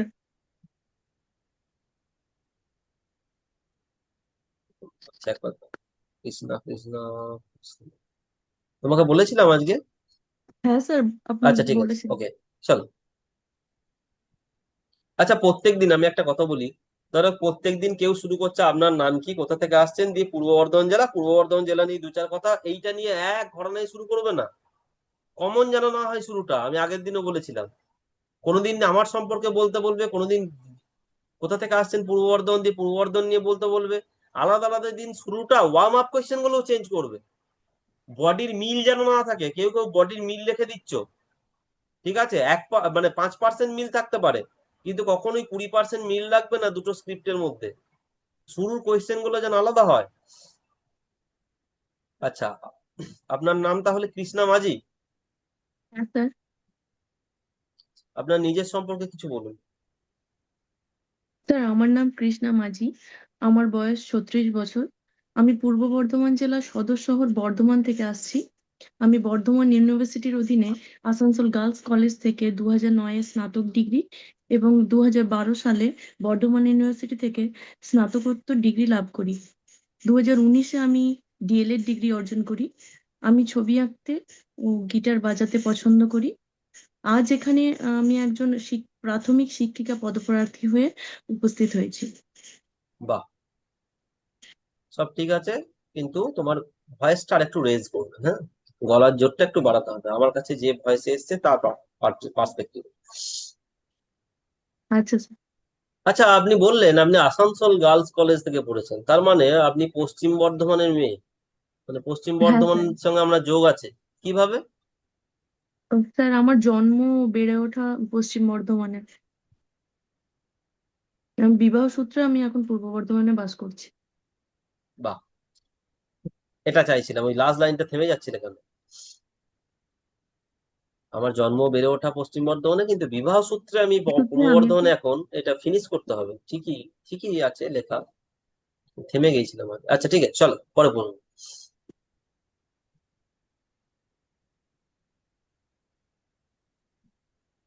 আচ্ছা, এই পূর্ব বর্ধমান জেলায় কটি সাব ডিভিশন আছে আপনি বলতে পারেন? পূর্ব বর্ধমানের কটা সাব ডিভিশন আপনি বলতে পারেন, মহকুমা? হ্যাঁ স্যার। পূর্ব বর্ধমান জেলার কটি মহকুমা আপনি বলতে পারেন, সাব ডিভিশনের সংখ্যা? সাব ডিভিশন, হ্যাঁ স্যার, 4টি মহকুমা আছে। আচ্ছা, কি কি? বর্ধমান সদর উত্তর, বর্ধমান সদর দক্ষিণ, কাটোয়া ও কালনা। বাহ, আর পশ্চিম বর্ধমান কটা মহকুমা? স্যার, স্যার পশ্চিম বর্ধমানে এখনো ডিটেলস এখনো ক্লিয়ার করিনি। আচ্ছা, জানি না বলে দাও, সিরিয়াসলি বলো। আচ্ছা স্যার। জানি, জানি, ঠিক আছে। আচ্ছা, পশ্চিম বর্ধমানে একজন বিখ্যাত ব্যক্তির নাম বলতে পারবে? হ্যাঁ স্যার, পশ্চিম বর্ধমানের বিখ্যাত জন্মগ্রহণ করা বিখ্যাত ব্যক্তি হলেন কাজী নজরুল ইসলাম। আচ্ছা, আপনি তো ছবি আঁকতে পছন্দ করেন বললেন, হ্যাঁ স্যার। তো দুজন ভারতীয় চিত্রকারের নাম বলুন তো। স্যার, যামিনী রায় আর নন্দলাল বসু। বাহ। আচ্ছা, আপনি কোন বিষয়ে স্নাতক? স্যার, আমি গ্রাজুয়েশন পাস কোর্সের উপরে করেছি। আচ্ছা আচ্ছা, কোন কোন সাবজেক্ট ছিল? Sir, history, political science, geography আর সংস্কৃত ছিল। আচ্ছা, সংস্কৃত পড়েছেন গ্রাজুয়েশনে? হ্যাঁ স্যার, সংস্কৃত পড়েছি।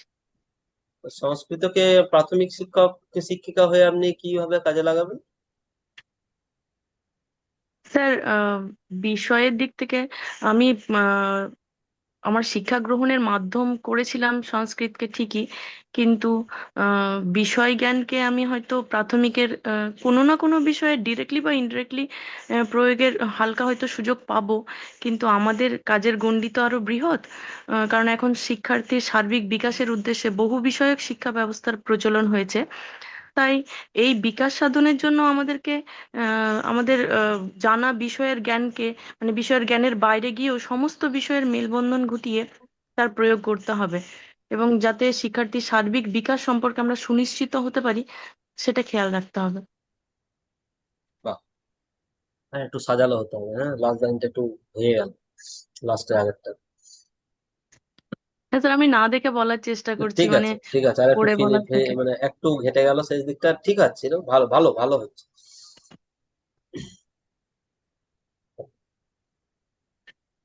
আচ্ছা, আপনার পছন্দের বিষয়ে একটা ডেমো দিন। স্যার, আমি চতুর্থ শ্রেণী থেকে বনভোজন কবিতাটির উপর একটি পাঠদান করব। আচ্ছা, বলো। আচ্ছা, বনভোজনটা তোমার পাঠদান সম্পন্ন হলো। হ্যাঁ। আচ্ছা, বনভোজন কথাটার অর্থ কি? বনভোজন কথাটির অর্থ হলো মানে ঘরের বাইরে গিয়ে প্রকৃতির মধ্যে, যেখানে বনের একটা আহ, বন হলেও চলবে, বন হলেও চলবে বা না হলেও চলবে, মানে প্রকৃতির মধ্যে গিয়ে ভোজনের ব্যবস্থা করা। আচ্ছা, তা আপনি প্রাথমিক শিক্ষিকা যখন হবেন, তো এই বিদ্যালয়ের শিক্ষার্থীদেরকে নিয়ে এরকম কি বনভোজনের মাঝে মাঝে আয়োজন করবেন, সেরকম কি চিন্তা ভাবনা আছে? স্যার সেটা তো করা যেতেই পারে, কারণ পড়াশুনো ব্যাপারটা একঘেয়েমি যাতে না হয়ে যায় সেই জন্য, বাচ্চাদের বিনোদনের জন্য বা বাচ্চাদেরকে আরো উৎসাহিত সব ব্যাপারে করার জন্য, ওদের এন্টারটেইনমেন্টের জন্য এসব একটু আধটু করা যেতেই পারে। ঠিক আছে, ভালো। ঠিক আছে, আপনি আসতে পারেন। Thank you sir. ঠিক আছে। এই ফিনিশিং কোয়েশ্চেন গুলো আমি অ্যাড করলাম, হ্যাঁ, বনভোজন বা এই ঠিক আছে। হ্যাঁ স্যার। মাঝে মাঝে দুটো একটা অনেকগুলো কোয়েশ্চেন বাদ দিয়েছি, কি দু একটা কোয়েশ্চেন আমি ইন্ট্রোডিউস করেছি যে ওকে স্যার। সাজুজ্যতা রক্ষার জন্য। ঠিক আছে। আপাতত আজকে এই দুটো আলোচনা হলো। তোমরা আরো বেশি করে এই স্ক্রিপ্টটা পাঠাও, স্ক্রিপ্টটাকে আরো বেশি আমি আমার ভিডিও অন করে আরো আনুষ্ঠানিকতার সঙ্গে কয়েকদিন এই ক্লাস চলাকালীন দুটো তিনটে, দুজন তিনজন চারজন করে এটা হবে। তারপরে তো আমরা ইন্টারভিউ ব্যবস্থা তো করছি, সেটা তো হচ্ছে, কিন্তু তার আগে যদি আমরা এখানে কিছুটা আনুষ্ঠানিকতাটা আরো বাড়িয়ে, এখন তো মোটেই আনুষ্ঠানিকতা রাখছি না, একদম সাধারণ ভাবে আমি জাস্ট কোয়েশ্চেন গুলোকে থ্রো করা এবং তার কোর্সটা বোঝানোর জন্য এই কথোপকথনটা করলাম। তো এটা আরো আনুষ্ঠানিক ভাবে অনলাইনে হবে প্রত্যেকটা দিন। তোমরা আরো বেশি করে স্ক্রিপ্টটা পাঠাও, যে স্ক্রিপ্ট গুলো আমার মনে হবে যে হ্যাঁ সেই, এবার শুধু স্ক্রিপ্ট গুলো নয়, সবাইকে যাতে টাচ করা যায়, সবার সঙ্গে যেন একদিন আমি এটা করতে পারি, একদিন দুদিন করে, সেটাও নিশ্চিত করবো। আর ভালোভাবে পাঠাও যাতে আরো মানে সেইটাকে আমি আগে আগে বাঁচতে পারি। আজকে এ পর্যন্ত। আমি কাজ দেব এই ছুটিতে, কারণ এর পরে তোমাদের ক্লাস হচ্ছে আবার শুক্রবারে, সোম থেকে বৃহস্পতি তোমাদের ছুটি থাকছে। তো এর মধ্যে আমি যেটা করব শুনে নাও, তোমাদেরকে একটা গুগল সিট আজকে সন্ধ্যেবেলায় দেবো, আজকে সন্ধ্যে বা কালকে সকালে, আজকে রাত্রের মধ্যেই দেবো। আজকে রাত্রের মধ্যেই একটা গুগল সিট দেবো। সেই গুগল সিটটাতে তোমাদের একজন সর্বোচ্চ তিনটে কোয়েশ্চেন লিখতে পারবে, নিজের নাম আর তিনটে কোয়েশ্চেন, ইন্টারভিউ রিলেটেড, যেটা তোমার আটকাচ্ছে, যেটা প্রাসঙ্গিক, এরকম তিনটে কোয়েশ্চেন তুমি থ্রো করতে পারবে।